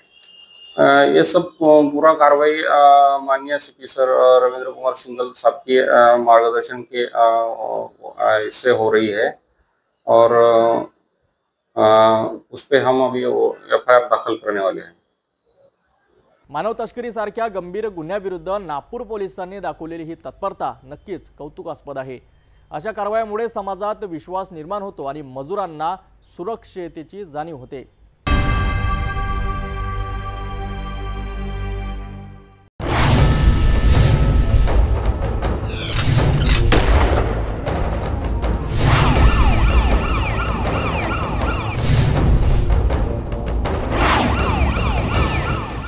नागपूरच्या गुन्हे शाखा युनिट 2 ने बजाजनगर परिसरातील वाहन चोरीचा गुन्हा उघडकीस आणला आहे. या कारवाईत एका आरोपीला अटक करण्यात आली असून 2 विधी संघर्षित बालकांना पालकांच्या ताब्यात देण्यात आले आहे. तब्बल 1.5 लाख रुपयांचा मुद्देमाल पोलिसांनी जप्त केला आहे. गुप्त बातमीदारामार्फत मिळालेल्या माहितीनुसार युनिट क्रमांक 2 गुन्हे शाखेने बजाजनगर पोलीस ठाण्याच्या हद्दीत वाहन चोरी करणाऱ्या टोळीचा पर्दाफाश केला. या कार्यवाहीत आर्यन धीरज गायकवाड वय वर्ष 18 यास ताब्यात घेण्यात आले, तर 2 विधी संघर्षग्रस्त बालकांना सूचनापत्र देऊन पालकांच्या ताब्यात सोपविण्यात आले. या प्रकरणात पोलिसांनी तब्बल 1,50,000 रुपये किमतीचा मुद्देमाल जप्त केला, ज्यामध्ये 2 ऍक्टिवा, 2 मोबाईल यांचा समावेश आहे. आरोपींकडून सखोल चौकशी केल्यावर त्यांनी बजाजनगर पोलीस ठाणे हद्दीतून वाहन चोरी केल्याची कबुली दिली. सध्या जप्त मुद्देमाल व आरोपी पुढील कारवाईसाठी बजाजनगर पोलिसांच्या ताब्यात देण्यात आले आहेत. युनिट 2 गुन्हे शाखा अंतर्गत आमचे PSI राऊत, त्याचप्रमाणे त्यांच्या पथकातील पोलीस अंमलदार आशिष धंद्रे आणि कमलेश गणेर यांना माहिती प्राप्त झाली होती. त्यानुसार त्यांनी आर्यन गायकवाड नावाचा एक आरोपी आहे, जो अलंकार नगर नागपूर येथे राहतो, त्याला ताब्यात घेतलं होतं. त्याच्याकडून आम्हाला 2 ॲक्टिवा गाड्या ज्या आहेत त्या ॲक्टिवा गाड्या मिळालेल्या आहेत. त्यापैकी एक ॲक्टिवा गाडी बजाजनगर येथून चोरीस गेली होती आणि त्याबद्दल तिथे अपराध नंबर 267/25 हा दाखल करण्यात आलेला होता. तर ती गाडी एक हस्तगत झालेली आहे. दुसरी एक ॲक्टिवा आहे जी MP मध्य प्रदेश पासिंगची आहे. त्याच्याबद्दल अजून नक्की माहिती मिळाली नाही की ती नक्की कुठून चोरलेली आहे, त्याबद्दल तपास सुरू आहे. या आरोपीबरोबरच अजून 2 विधी संघर्षग्रस्त बालक होते, ज्यांचा या ह्याच्यामध्ये सहभाग होता. त्यांची पण माहिती आम्ही बजाजनगर पोलीस ठाणे यांना दिलेली आहे. एकूण 1,50,000 रुपयाचा मुद्देमाल हस्तगत करण्यात आलेला आहे आणि आरोपी आणि जे वाहन आहेत ते बजाजनगर पोलिसांच्या स्वाधीन केलेले आहेत. पुढील तपास बजाजनगर पोलीस करत आहेत. या कारवाईमध्ये युनिट 2चे जे पोलीस उपनिरीक्षक मनोज राऊत, त्याचप्रमाणे पोलीस अंमलदार कमलेश गणेर, आशिष धंदरे आणि यांचं पथक यांनी ही कामगिरी केली. गुन्हे शाखेच्या यशस्वी कामगिरीमुळे बजाजनगर परिसरातील वाहन चोरांचे गुन्हे उघडकीस आले आहेत. पोलिसांच्या या कारवाईमुळे नागरिकांना दिलासा मिळाला असून पुढील तपास बजाजनगर पोलिसांकडून सुरू आहे. कर्ज काढून शेती करणाऱ्या शेतकऱ्यांवर पुन्हा एकदा संकट कोसळलं आहे. मेहनतीने उभं केलेलं पीक नदीच्या पाण्यात वाहून गेलं आहे. यवतमाळ जिल्ह्यातील विठोली येथील युवा शेतकरी प्रदीप जाधव यांसारखे अनेक शेतकरी आज हतबल झाले असून सरकारकडे तातडीने मदतीची मागणी करत आहेत. जर सरकारने आता मदत केली नाही तर आत्महत्येचा पर्याय उरला नाही, अशी भीषण परिस्थिती निर्माण झाली आहे.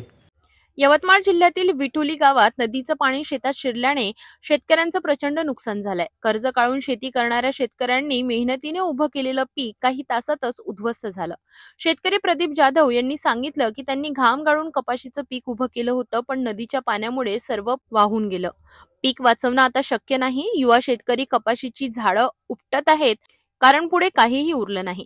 सरकारने तातडीने हेक्टरी 50,000 रुपये नुकसान भरपाई द्यावी, अन्यथा शेतकऱ्यांना आत्महत्येचा पर्याय उरलेला नाही, अशी भीषण चेतावणी त्यांनी दिली आहे. हे चौथ्यांदा पूर आलेला आहे. अरुणादेवी नदीला पूर, हे चौथ्यांदा पूर आलेला आहे आणि याला हे काहीच कामी नाही आहे. आता समजा याला काही लागणार नाही आहे, त्याच्यामुळं आम्ही हे काही कामी नाही आहे, त्याच्यामुळे हे उपटा लागलो. जर समजा सरकार म्हणतोय आम्हाला 8,000 रुपये हेक्टरी देतो, पण सरकारला एकच विनंती आहे की 8,000 हेक्टरीला आम्हाला लावायला नागेटीचा खर्चसुद्धा नाही निघत आहे. 8,000 रुपयेचा आम्हाला नागेटीचा खर्च नाही निघत आहे, तर सरकार म्हणतो 8,000 देतो. या लावायला आम्ही इथून लावलेला खर्चसुद्धा 8,000मध्ये निघणार नाही आमच्यावाले. पण सरकारला एकच विनंती आहे की आम्हाला प्रशासनाकडून मदत हवी. जर काय सरकारनं मदत नाही दिली तर आम्ही 50,000 रुपये हेक्टरी मदत कमीत कमी आम्हाला सरकारकडून हवीत. जर काय नाही दिली तर आम्ही आंदोलन करू किंवा आमची गळफास तर आखरी तयारच आहे. यवतमाळ जिल्हा हा प्रशासन तुम्हाला सुद्धा माहीत आहे की यवतमाळ जिल्हा हे जे समजा मरणाच्या बाबतीतच तुम्हाला माहीत आहे की गळफास घेऊन सर्वात समोरचा 1 नंबरचा जिल्हा यवतमाळ जिल्हा आहे. मी प्रशासनाला विनंती करत आहो की मला 50,000 रुपये हेक्टरी मिळाली पाहिजे. नाही मिळाली तर आम्ही गळफास घेऊन आत्महत्या करणार आहे. प्रदीप जाधव यांच्यासारखे शेकडो शेतकरी मदतीसाठी शासनाकडे अपेक्षेने पाहत आहेत. शेतकऱ्यांचा असा आरोप आहे की हवामान बदल, पूर परिस्थिती आणि प्रशासनाचा विलंब यामुळे त्यांचं सर्वस्व उद्ध्वस्त झालं आहे. नुकसानग्रस्त शेतकऱ्यांच्या तात्काळ पंचनामे करून मदत द्यावी, अशी मागणी सातत्याने होत आहे. शेतकऱ्यांच्या या मागण्यांकडे शासनाचे लक्ष वळेल का? नुकसानग्रस्त शेतकऱ्यांना तातडीने मदत मिळेल का? आता याची संपूर्ण राज्यातील शेतकऱ्यांना प्रतीक्षा आहे. हवामान बदलांच्या संकटात अडकलेल्या शेतकऱ्यांना उभं करण्याची हीच वेळ आली आहे. मुख्यमंत्री देवेंद्र फडणवीस यांनी थेट यवतमाळ जिल्ह्यात विविध विकास उपक्रमाचे उद्घाटन केले. अवधूतवाडी पोलीस स्टेशनवर दाखल होऊन त्यांनी ऑपरेशन प्रस्थानांतर्गत सुरू असलेल्या कार्यक्रमाचा आढावा घेतला आणि या कार्यक्रमात जिल्ह्याचे पालकमंत्री संजय राठोड व आदिवासी विकास मंत्री अशोक उईके यांची उपस्थिती होती. तसेच त्यांनी सेवतम पोर्टल आणि कृषी महामार्ग यांचे उद्घाटन देखील केले. मुख्यमंत्री देवेंद्र फडणवीस यांनी अवधूतवाडी पोलीस स्टेशनला भेट देऊन ऑपरेशन प्रस्थान अंतर्गत सुरू असलेल्या विविध उपक्रमांचा आढावा घेतला. या उपक्रमाअंतर्गत पोलीस प्रशासनातील कार्यप्रणाली सुधारणा, जनतेला पोलीस सेवा अधिक जलद आणि परिणामकारक कायद्याचे उद्दिष्ट ठेवले आहे. यानंतर मुख्यमंत्री देवेंद्र फडणवीस यांनी सेवतम पोर्टलचे उद्घाटन केले, जे माध्यमातून नागरिकांना प्रशासनिक सुविधा आणि अधिक सुलभपणे उपलब्ध होईल. तसेच त्यांनी कृषी महामार्गाचे उद्घाटन केले, जे शेतकऱ्यांसाठी अत्यंत महत्त्वाचे ठरणार आहे. या महामार्गामुळे शेतकऱ्यांचे उत्पन्न वाढेल, मालवाहतूक सोपी होईल आणि स्थानिक अर्थव्यवस्थेत सकारात्मक बदल होतील. या कार्यक्रमात जिल्ह्याचे पालकमंत्री संजय राठोड आणि आदिवासी विकास मंत्री अशोक उईके यांचा सन्माननीय सहभाग असून त्यांनी मुख्यमंत्री देवेंद्र फडणवीस यांचे स्वागत केले आणि विकास कामांबाबत चर्चा केली. मुख्यमंत्री देवेंद्र फडणवीस यांनी पत्रकारांशी संवाद साधताना सांगितले की यवतमाळ जिल्हा हा महाराष्ट्रातील विकासाच्या दृष्टीने महत्त्वाचा असून या उपक्रमांमुळे जिल्ह्याचा सर्वांगीण विकास निश्चित होईल. मुख्यमंत्री फडणवीस यांच्या हस्ते झालेल्या या महत्त्वपूर्ण उद्घाटन कार्यक्रमातून आपल्याला दिसून येते की यवतमाळ विकासाची गती अधिक वेगाने सुरू आहे. सेवतम पोर्टल आणि कृषी महामार्गामुळे नागरिकांसाठी सुविधा आणि शेतकऱ्यांसाठी सोयीची वातावरण निर्माण झाले आहेत.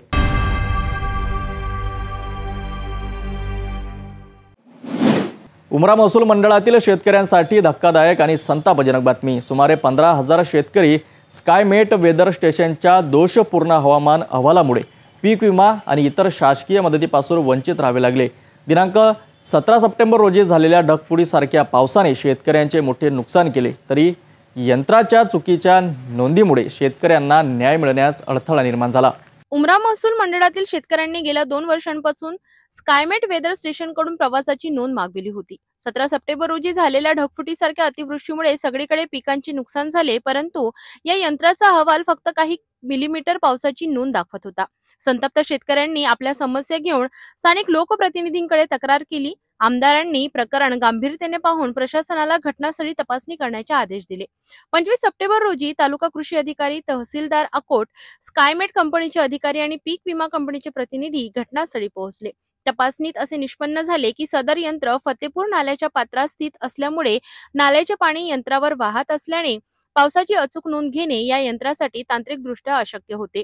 या यंत्राच्या चुकीच्या अहवालामुळे उमरा महसूल मंडळातील सुमारे 15,000 शेतकऱ्यांना पीक विमा, अतिवृष्टी मदत आणि इतर शासकीय सुविधा मिळाल्या नाहीत. सदरील यंत्रामुळे शेतकऱ्यांमध्ये शेतकरी संघटना आणि कृषी विभागाबाबत प्रचंड असंतोष निर्माण झाला आहे. तथापि तहसीलदार सुनील चव्हाण यांनी सांगितले की वरिष्ठ स्तरावर अहवाल सादर करून नुकसानग्रस्त शेतकऱ्यांना योग्य तो न्याय मिळवून दिला जाईल. 2024चा संत्रा विमा 50 मंजूर झाला होता. या कंपनीने आमची फसवणूक केली, 15,000 रुपये दिले. आता आम्ही पूर्ण उमरा मंडळातले जे कास्तकार आहेत ते आम्ही वंचित झालो. याच्यावर कृषी अधिकारी, तालुका अधिकारी जे काही असतील, उपविभाग, हे कृषी विभागात शेतकऱ्यासाठी न्याय द्यायसाठी असतात. हे वेळावेळानं त्याचे हे बदलवतात. 138चा देतात, कधी 22चा देतात. यांच्यापासून आम्ही वंचित आहोत. यांच्यावरही सुद्धा गुन्हे दाखल झाले पाहिजेत. शेतकऱ्यांना जर कायले असा पाय जरी टाकला तर त्यांच्यावर गुन्हे दाखल होतात. आणि हे येईल का सूट भेटते काय? हे गुन्हे करतात त्याचा कायदा तयार होते. शेतकरी जर एखादा गेला एखाद्या ऑफिसमध्ये, त्यांनी एखाद्या अधिकाऱ्याला विचारलं तर त्यांच्यावर ते गुन्हे दाखल होतात. हे काही तुमच्या काही घरचं राज आहे काय? याच्यासाठी काही असे इंग्रजापेक्षा खतरनाक काम करून राहिले. हे या अशा अधिकाऱ्यावर यायला सस्पेंड करून याच्यावर गुन्हे दाखल झाले पाहिजेत. सर्वात महत्त्वाची गोष्ट म्हणजे 17 सप्टेंबरला उमरा या ठिकाणी अतिवृष्टीजन्य पाऊस झाला. पाऊस झाल्यामुळे ह्या ओंड्यातून सगळं पाणी ह्या यंत्रामध्ये गेलं आणि सर्व रिपोर्ट चुकीचे आले. याला हवामान आधारित केंद्रावरचे अधिकारी जबाबदार असून कृषी विभाग हे सर्व अधिकारी जबाबदार आहेत. तरी त्यांच्यावर, कृषी विभागाच्या अधिकाऱ्यावर आणि हवामान आधारित केंद्रातील जे अधिकारी असतात त्यांच्यावर कायदेशीर कारवाई करण्यात यावी. आम्हाला 35,000चे भेटलेच नाही अजूनही. 35,000पासून आम्ही वंचित आहोत, उमरा मंडळ शेतकरी.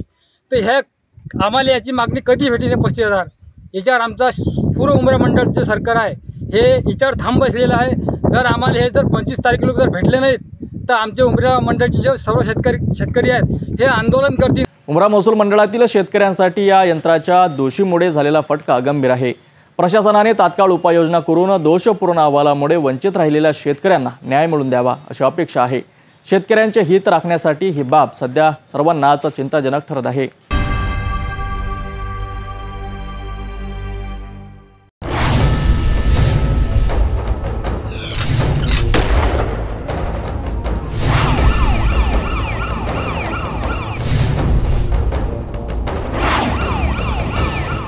बुलढाणा जिल्ह्यातील मेहकर तालुक्यातील शेतकऱ्यांचा आक्रोश रस्त्यावर उतरला.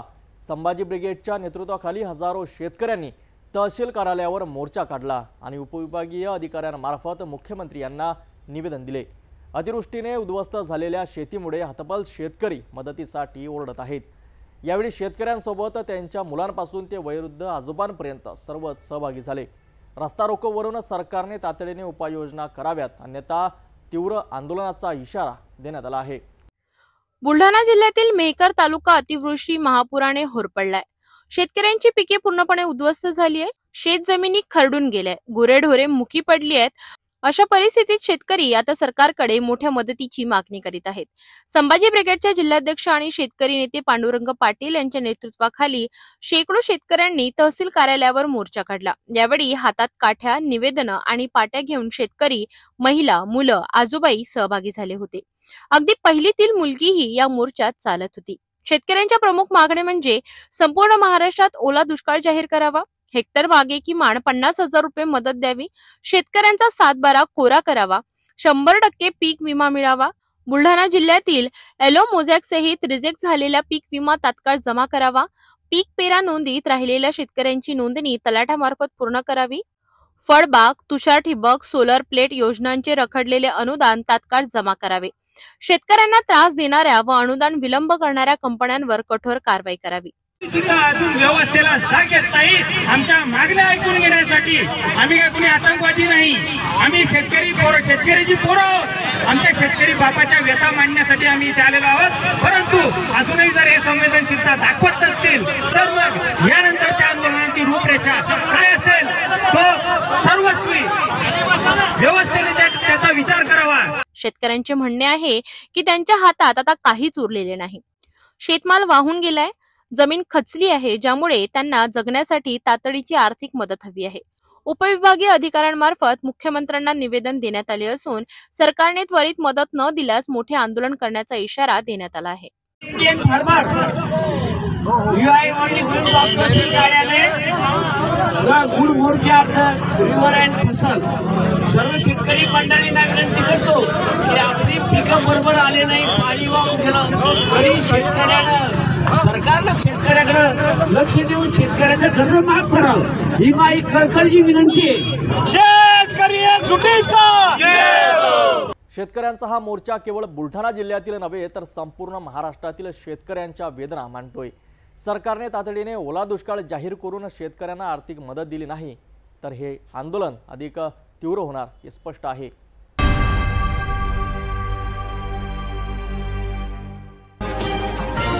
तपोवन पासून फक्त 1.5 किलोमीटर अंतरावर राधानगरी लेआउट लेक व्ह्यू प्लॉट सह मोजकेच प्लॉट शिल्लक.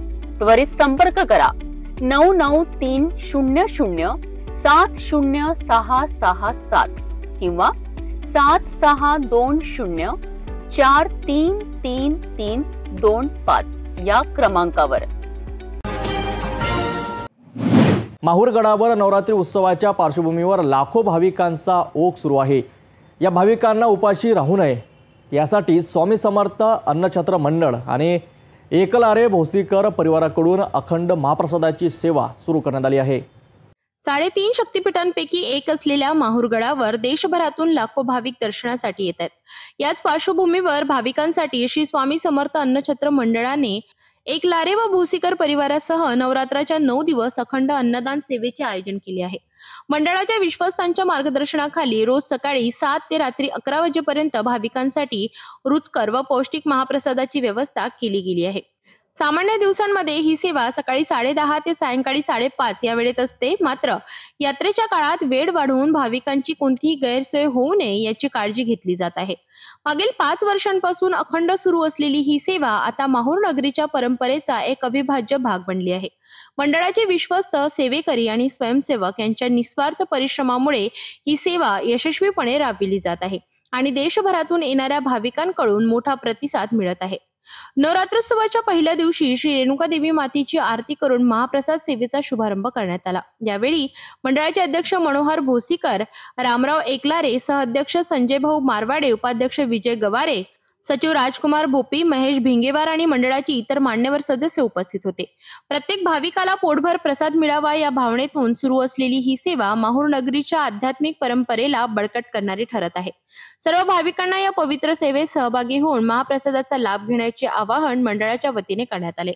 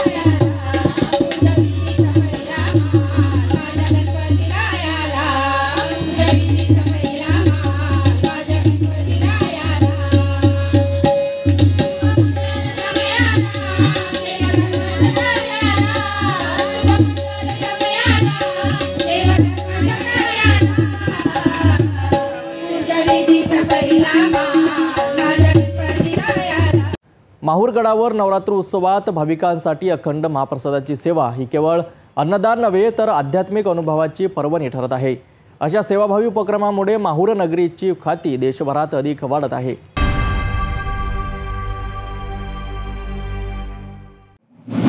जालना जिल्ह्यातील भोकरदन शहरात सकल हिंदू समाजाच्या वतीने 26 सप्टेंबरला आयोजित आक्रोश मोर्चा दरम्यान मुस्लिम समाजाच्या विरोधात केलेल्या भडकाऊ भाषणामुळे शहरात मोठी चर्चा सुरू झाली आहे। पोलीस स्टेशनमध्ये तक्रार दाखल झाली असून हरिभक्त पारायण संग्राम बाबू भंडारे आणि आमदार संग्राम जगताप यांच्यावर कठोर कारवाई करण्याची मागणी करण्यात आली आहे। या घटनेत नेमकं काय घडले पाहूया सविस्तर रिपोर्टमध्ये। भोकरदन येथील अब्दुल सत्तार अब्दुल रज्जाक यांनी पोलिसांना लेखी निवेदन दिले की त्यांच्या तक्रारीनुसार 26 सप्टेंबर 2025 रोजी अनवा येथील घटनेच्या निषेधार्थ आयोजित मोर्चात हरिभक्त पारायण भंडारे आणि आमदार जगताप यांनी मुस्लिम समाजाविरोधी अपशब्द वापरले। निवेदनात म्हटले आहे की स्टेजवर बोलताना उचला दांडे आणि पडवा लांडे अशा घोषणांमुळे भोकरदन तालुक्यात जातीय तेढ निर्माण करण्याचा प्रयत्न केला गेला। शिवाय आमदार जगताप यांनी बाजूने जात असलेल्या मुस्लिमांवर हे जाळीचे टोपीवाले इथे कशासाठी आले असे वक्तव्य केले, ज्यामुळे धार्मिक भावना दुखावल्यात। सर्वात गंभीर आरोप असा आहे की वक्त्यांनी मुस्लिमांच्या मशिदीमध्ये डुकराची पिल्ले सोडा, पुढे काय होईल हे बघू असे धमकीवाजा भाषण केले। तसेच मुस्लिमांचे कत्तल करून आढे विहिरी भरून काढा असे भडकाऊ वक्तव्यही या कार्यक्रमादरम्यान करण्यात आल्याची तक्रारीत नमूद आहे। निवेदनकर्त्यांच्या मते या वक्तव्यामुळे दोन समाजांमध्ये द्वेष निर्माण होऊ शकतो आणि म्हणून पोलिसांनी तात्काळ कारवाई करावी। भोकरदन पोलीस स्टेशनने ही तक्रार नोंदविली असून अधिक तपास सुरू आहे। पोलिसांनी दोन्ही पक्षांच्या तपासीसाठी आणि पुरावे संकलित करण्यासाठी घटनास्थळी पोहोचण्याचे निर्देश दिले आहेत। स्थानिक प्रशासनही परिस्थितीवर लक्ष ठेवून असून सामाजिक शांतता राखण्यासाठी आवश्यक पावले उचलली जात आहेत। 4-5 दिवस पूर्वी अनव्यामध्ये जे प्रकरण घडला तो महासाचा तुकडा आणि पोलिसांना तिथे चांगल्या प्रकारचा तपास करून मूळ आरोपीला अटक केला। काही समाजकंटक लोक आहेत त्यांचं असं म्हणणं होतं व हिंदू हे काम करू शकत नाही, मंदिरात मास्क टाकत नाही, हे सगळं आम्हाला मान्य आहे, त्यांनाही मान्य आहे, पण मुसलमान करता असा कुठे आहे। त्यांचा आरोप होता की मुसलमान अटक करा। मग निष्पन्न तपास झाल्यामुळे आरोपी त्या पोलिसच्या हाती लागला आणि त्याच्यावर कारवाई करण्यात आली। त्या रोषमध्ये भोकरदनमध्ये शुक्रवारी एक मोर्चा ठेवण्यात आलेला आहे आणि त्या मोर्चाचा उद्देश हे होता का दोन समाजामध्ये कसं तरी ट्रेंड निर्माण करायचा। भोकरदनची परंपरा आहे, भोकरदनमध्ये 40-50 वर्षापासून आम्ही सुद्धा राजकारण करतो आणि गणपती विसर्जन असेल, कोणताही सण असेल, आम्ही स्वतः उभं राहून सणी त्यांना मान सन्मान देतो, त्यांचा सत्कार करतो। भोकरदनचे परंपरेचे हिंदू बी आमचे एकमेक मी चांगल्या पद्धतीने इथं राहतो आणि भोकरदन शहरची गंगा जमुना तहसीब जी आहे त्याला कुठेतरी बिघडण्याचं काम, त्याला तरी गाळबोट लावण्याचं काम काही समाजकंटक इथे करतात आणि बाहेरचे लोक येऊन सनी इथे करतात। माझं म्हणणं असं आहे, तुम्हाला जर सभा घ्यायची आहे तुम्ही एखाद्या प्रायव्हेट जागामध्ये घ्या, सार्वजनिक ठिकाणी सभा घेऊन सनी आणि त्या रोडवरून जाताना मुसलमान टोपीवाले हे चालले यांच्यावर गुन्हा दाखल करा, पोलिसाला आपण सूचना देता, ही लोकशाही नाही राहिली, ही जे हुकमशाही झाली तुमची। आमचं म्हणणं आहे हुकमशाहीला कुठेतरी थांबवण्यासाठी आणि ह्या बाहेरच्या लोकांना भोकरदन शहरामध्ये वातावरण खराब करण्यासाठी येणं जे चालू आहे त्यांना पोलिसांना कुठेतरी परमिशन नाकारावं अशी पोलीस प्रशासनाला विनंती आमची। आणि सतत भोकरदनचे लोक नेहमीप्रमाणे इथे जे राहतात ते कोणत्याही प्रकारचा भोकरदन शहरामध्ये असा गाळबोट लागू नये या मुस्लिम समाजाचा बी आणि हिंदू समाजाचा बी प्रयत्न आहे का बा आपण हे चांगल्या पद्धतीने इथे राहतो। बाहेरचे काही लोक इथे वातावरण खराब करण्याचं काम करतात। पोलिसाला त्यांचा उद्देश होता का मुसलमान आरोपी व्हावा म्हणून त्यांचा रोष पोलिसावर बी होता, सरळ म्हणण्यात काही हरकत नाही आणि त्या हिशोबाने त्यांना ते प्रोग्राम घडून आणला। मग माध्यमातून आम्ही शुक्रवारी भोकरदनचे सर्व मुस्लिम समाजांना ते रिक्षेवाले असेल, फ्रूटवाले असेल, हॉटेलवाले असेल, हातगाडीवाले असेल, या सगळ्या लोकांना त्या दिवशी बंद ठेवण्याचा एक निर्णय घेतला आणि या प्रोग्राममध्ये कोणताही गालबोट लागू नये या मुस्लिम समाजाचा उद्देश होता। त्या उद्देश आम्ही साध्य केला, या प्रोग्राम त्यांना केलेला आहे। मग त्या प्रोग्राममध्ये ज्या मुस्लिम समाजाबद्दल अपशब्द बोलण्यात आला त्याबद्दल आम्ही या निवेदन देतो आणि या निवेदनाच्या माध्यमातून आम्ही प्रशासनाला अशी विनंती करतो का यांच्यावर कडक कारवाई व्हावी। भोकरदनचा आक्रोश मोर्चा प्रकरण आता पोलिसांच्या तपासाच्या अधीन आहे। हरिभक्त पारायण भंडारे आणि आमदार जगताप यांच्यावर आरोप गंभीर असून प्रशासनाने योग्य ती कारवाई केली की नाही या पुढील दिवसात स्पष्ट होईल.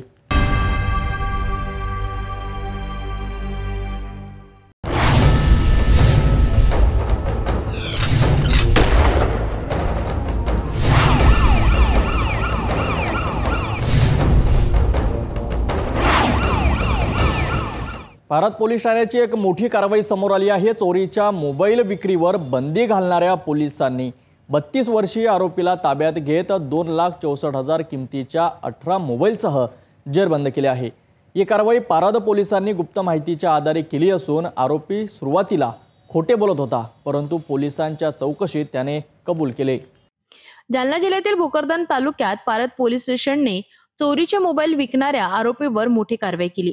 पिंपळगाव रेणुकाई भोकरदन येथील 32 वर्षीय राजू साहेबराव नरवाडे या आरोपीला ताब्यात घेण्यात आले. पोलिसांना गुप्त माहिती मिळाल्यानंतर पोलीस उपनिरीक्षक नेमाणे यांच्या नेतृत्वाखाली पथकाने तातडीने पिंपळगाव रेणुकाई येथे छापा टाकला. आरोपीच्या अंगझडतीतून 18 मोबाईल जप्त करण्यात आले.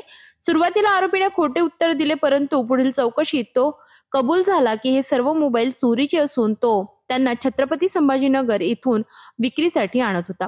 या प्रकरणात आरोपीकडे मोबाईल्सची कोणतीही खरेदी पावती नव्हती. जप्त केलेल्या मोबाईलची एकूण किंमत 2,64,000 रुपये आहे.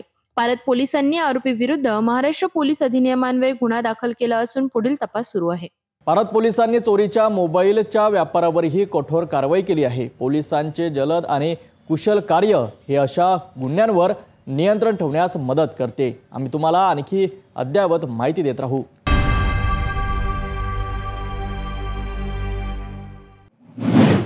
नाशिक विभागात झालेल्या अतिवृष्टीने शेतकरी, नागरिक आणि प्रशासन सगळेच हवालदिल झाले आहेत. या पार्श्वभूमीवर विभागीय आयुक्त डॉक्टर प्रवीण गेडाम यांनी जिल्हा प्रशासनाची व्हिडिओ कॉन्फरन्सद्वारे आढावा घेतला आणि तातडीने मदत करण्याचे आदेश दिले आहेत. घरे, पशुधन, शेतपिकांचे पंचनामे वेगाने पूर्ण करून शेतकऱ्यांच्या खात्यात थेट निधी जमा करण्यासह विस्थापितांसाठी निवारा, अन्न व पाण्याची तातडीने व्यवस्था करण्याचे निर्देशही त्यांनी दिले आहेत. नाशिक विभागात झालेल्या अतिवृष्टीमुळे मोठ्या प्रमाणावर जनजीवन विस्कळीत झाले. घरे पाण्याखाली गेली आहे, शेतपिकांचे प्रचंड नुकसान झाले आणि अनेक कुटुंबे विस्थापित झाली आहेत.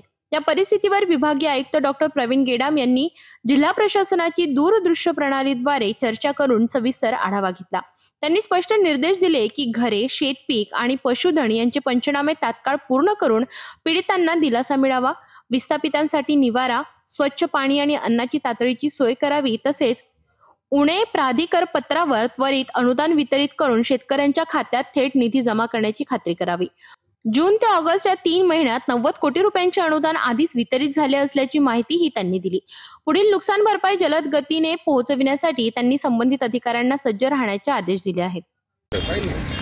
तहसीलदार महोदय, कृषी अधिकारी आणि BDO साहेब आम्ही सर्व बरोबर आहोत आणि याच्यामध्ये आपले सर्व या तालुक्यातले राजकीय नेते सुद्धा या दौऱ्यामध्ये आहेत. सर्वांना मी आश्वासित करतो की पंचनामे होणार आहेत आणि पंचनाम्याच्या माध्यमातून ज्यांच्या नुकसानी झालेले आहेत त्यांचे पंचनामे होऊन ताबडतोब त्यांना सरकारकडनं भरपाई मिळणार आहे, हे या ठिकाणी मी आपल्याला सगळ्यांना आश्वासित करतो. अतिवृष्टीमुळे प्रभावित झालेल्या नागरिकांना जलद मदत पोहोचावी, निधी थेट खात्यात जमा व्हावा आणि कोणालाही अडचणीत राहावे लागू नये यासाठी प्रशासनाकडून सज्जता दाखविली जात आहे. विभागीय आयुक्तांच्या या कडक आदेशामुळे मदत कार्य आणखी गती घेण्याची अपेक्षा आहे.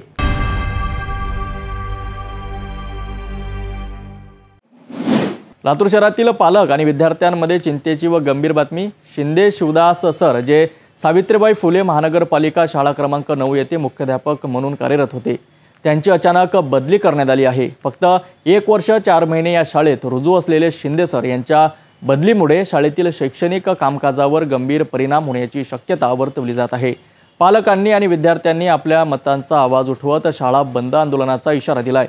शिंदे शिवदास या शाळेत 1 वर्ष 4 महिने कार्यरत असून त्यांनी शाळेतील शैक्षणिक कामकाज उत्कृष्ट पद्धतीने हाताळलं आहे. मात्र प्रशासनाच्या निर्णयानुसार त्यांची बदली करण्यात आली आहे. पालकांनी आधी 2 वेळा आयुक्त महोदय यांना निवेदन दिले असून 16 सप्टेंबर 2025 ते 24 सप्टेंबर 2025 रोजी शिंदे शिवदास यांची बदली रद्द करण्याची विनंती करण्यात आली, परंतु अद्याप प्रशासनाकडून कोणताही सकारात्मक निर्णय मिळाला नाही. या संदर्भात पालकांनी स्पष्ट केले आहे की शाळेत मुख्याध्यापक बदलल्यास शाळेतील शैक्षणिक शैक्षणिक कामकाजावर आणि मुलांच्या शिक्षणावर प्रतिकूल परिणाम होईल। त्यामुळे त्यांनी 30 सप्टेंबर 2025 पासून बेमुदत शाळा बंद आंदोलन करण्याचा इशारा दिला आहे। मनपा शाळेमध्ये माझी मुलगी शिकत आहे। शिंदे सरांची बदली रद्द व्हावी ही माझी विनंती आहे। मॅडमनी थोडंसं पॉझिटिव्ह बोलल्या की 2 दिवसामध्ये आम्हाला सांगतील म्हणल्या काय होईल ते निर्णय देतील। 2 दिवस आम्ही वाट पाहू, निर्णय काय देतील ते बघू, नंतर आम्ही आंदोलन करू। माझं नाव पूजा रायबान। आम्ही शिक्षणातर्फे आलो होतो लेकरांच्या विकासासाठी। आमचं म्हणणं एवढंच आहे की शिंदे सरांची बदली रद्द करावी आणि नाही जर रद्द झालं तर आम्ही आमचा पुढला पर्याय काढू, आम्ही आंदोलन करू। आंदोलनादरम्यान पालक आणि विद्यार्थी प्रशासनाकडे आपल्या मागण्यांसाठी आवाज उठवणार आहेत। हा प्रकरण शाळा व्यवस्थापन आणि पालकांसाठी मोठा मुद्दा ठरत आहे।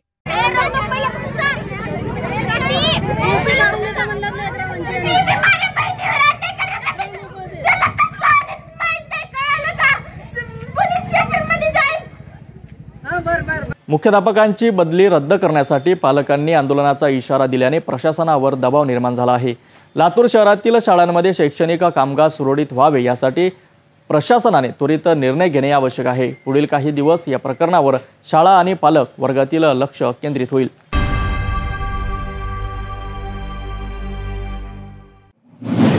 शिरोंचा कालेश्वर मार्गावर दररोज निर्माण होणाऱ्या भीषण ट्रॅफिक जाममुळे वाहन चालकांसाठी आणि स्थानिक नागरिकांसाठी वाढला धोकादायक प्रकार। मद्दीकुट्टा आणि चिंतरेवला घाटावरून मोठ्या प्रमाणात रेती वाहतुकीमुळे तब्बल 50 ते 60 ट्रकांची रांग रस्त्यावर उभी राहते। वाहन चालक जीव धोक्यात घालून वाहन चालवितात, तर स्थानिक नागरिकांनी प्रशासनाच्या निष्क्रियतेवर प्रश्नचिन्ह उपस्थित केले आहे। सिरोंचा काळेश्वर मार्ग विशेषतः मद्दीकुटा आणि चिंतरेवला घाटावर रेती वाहतुकीमुळे दररोज मोठ्या प्रमाणात ट्रॅफिक जाम तयार होत आहे। या मार्गावर साधारणतः 50 ते 60 ट्रकांची लांबच लांब रांग दिसून येते। रस्त्याच्या दोन्ही बाजूंना उभे राहणारे ट्रक इतर वाहन चालकांसाठी धोकादायक ठरतात। वाहन चालवताना जीव मुठीत धरावा लागतो आणि त्यामुळे अपघात होण्याची शक्यता वाढते। गेल्या काही दिवसांपासून अंकिसाजवळील चिंतरेवला घाटातून ट्रक भरून रेती थेट तेलंगणा पाठवली जात आहे। या ट्रकांचा मार्ग सिरोंचा आसरावल्ली राष्ट्रीय महामार्गावरून जात असल्याने आधीच खराब अवस्थेत असलेल्या या महामार्गांची परिस्थिती आणखीच बिघडत आहे। तसेच अनेक ट्रक त्यांच्या क्षमतेपेक्षा जास्त रेती भरून जातात। चिंतलपल्ली गावाजवळील खासगी धर्मकाट्यावर अतिरिक्त रेती खाली टाकली जाते, जी नंतर तिथेच साठवली जाते। या प्रक्रियेतून ठेकेदारांची मनमानी उघड होते आणि नियमांचे उल्लंघन होऊन शासनाचा महसूल कोट्यवधी रुपयांनी गमावला जातोय, असा आरोप स्थानिक नागरिकांनी केलाय। स्थानिक नागरिकांची मागणी आहे की प्रशासनाने तात्काळ रेती वाहतुकीतील गैरव्यवहारावर कारवाई करावी आणि धर्मकाट्यावरील वजन प्रक्रिया काटेकोरपणे राबवावी, अन्यथा दररोज लाखोंचा महसूल गमवावा लागू शकतो। या प्रकरणी सिरोंचा तहसीलदार निलेश होनमोरे यांनी स्पष्ट केले की रेती व्यवसाय नियमांच्या अधीन चालतो, कुठेही कायद्याचे उल्लंघन आढळले तर कोणालाही सोडले जाणार नाही। शिरोंचा कालेश्वर मार्गावर ट्रकांची रांग आणि अपघाताचा धोका दिवसांदिवस वाढत आहे। स्थानिक नागरिकांची मागणी, प्रशासनाचे प्रयत्न यावर लक्ष देणे अत्यंत आवश्यक आहे। आपल्या क्षेत्रातील सुरक्षा आणि वाहतुकीची व्यवस्था सुरळीत ठेवण्यासाठी प्रशासनाने त्वरित कारवाई करावी हीच अपेक्षा।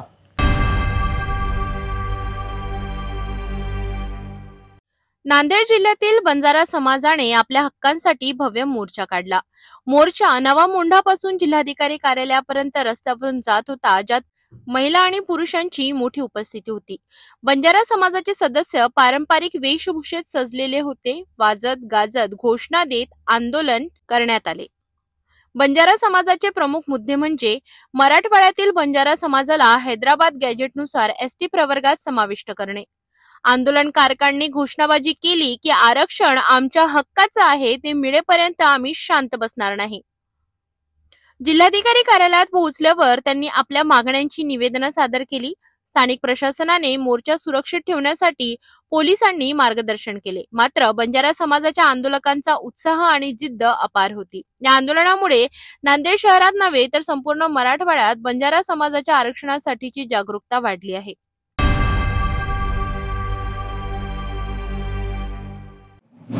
सध्या लातूर जिल्ह्यातील औसा मतदारसंघातील रामलिंग मुदगड येथील गट क्रमांक 215 मध्ये एक गंभीर घडामोड समोर आली आहे। कोणत्याही आदेशाशिवाय डोंगर खणण्याचा प्रयत्न सुरू झाल्याची माहिती मिळाली आहे। जिल्हाधिकारी यांनी स्पष्ट केले आहे की डोंगर खोदण्याची कोणतीही अधिकृत आदेश दिला गेला नाही। उपोषणकर्त्यांनी हळहळ व्यक्त करत तहसीलदार, मंडळ अधिकारी, ग्रामसेवक, सरपंच आणि उपसरपंच यांच्यावर तात्काळ गुन्हा दाखल करण्याची मागणी केली आहे। लातूर जिल्ह्यातील औसा मतदारसंघातील रामलिंग मुदगड गट क्रमांक 215 येथे उच्च प्रतीचा डोंगर जमीन लेवल करण्याचा प्रयत्न सुरू झालाय, परंतु तहसील कार्यालयातून किंवा जिल्हा प्रशासनाकडून यासाठी कोणताही अधिकृत आदेश आलेला नाही। जिल्हाधिकारी म्हणतात की 80 आर खुल्या जागेचा आदेश असला तरी डोंगर खणण्याचा हा स्पष्ट गैरवापर आहे। या कामामुळे पर्यावरणीय धोके, भू आकारात बदल आणि स्थानिक शेतकऱ्यांच्या जमीन हक्कांवर परिणाम होऊ शकतो। या विषयाचा संपूर्ण पाठपुरावा सिटी न्यूजच्या बातमीद्वारे करण्यात आला आणि हा विषय आज चर्चेचा झालाय।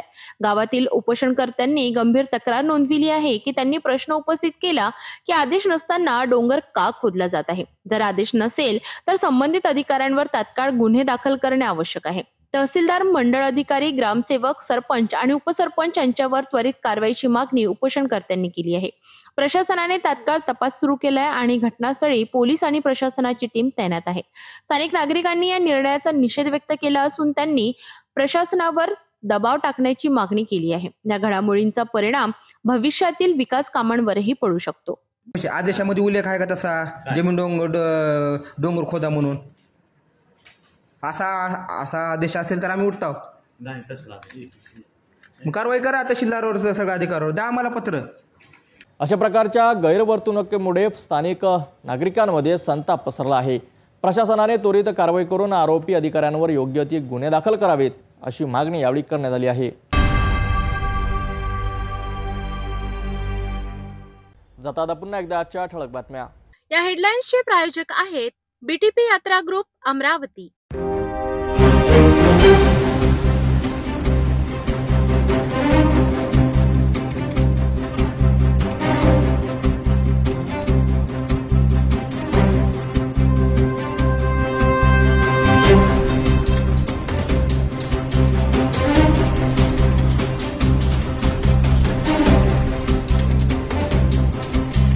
आपण आता सिटी न्यूज चॅनल आपल्या टीव्हीवर सुद्धा बघू शकता। यामध्ये next channel number 117, Jio channel number 872, JTBL channel number 73, Fastway channel number 256 वर बघू शकाल। आता अमरावती जिल्ह्यानंतर विदर्भ आणि महाराष्ट्र दर्शक घरबसल्या आपल्या केबल टीव्हीवर सिटी न्यूज बातमी पाहू शकाल। यात Chhatrapati Sambhajinagar next setup box number 14, Yavatmal setup box number 12, Washim setup box number 26, Nanded setup box number 17, Mahur setup box number 07, Akola आरासी सेटअप बॉक्स नंबर 899 वर लवकरच आम्ही आपल्यापर्यंत पोहोचणार आहोत। जर आपल्या केबल टीव्हीवर सिटी न्यूज चॅनल दिसत नसेल तर आपण आपल्या केबल ऑपरेटरशी संपर्क करावा।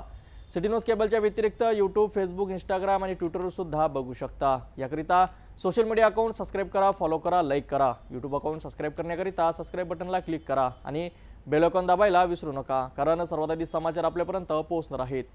तसेच सिटी न्यूजचे फेसबुक पेज लाईक करा, इंस्टाग्राम आणि ट्विटर हँडल फॉलो करा। आपण व्हॉट्सअपवर सूचना देऊन सुद्धा न्यूज प्राप्त करू शकता।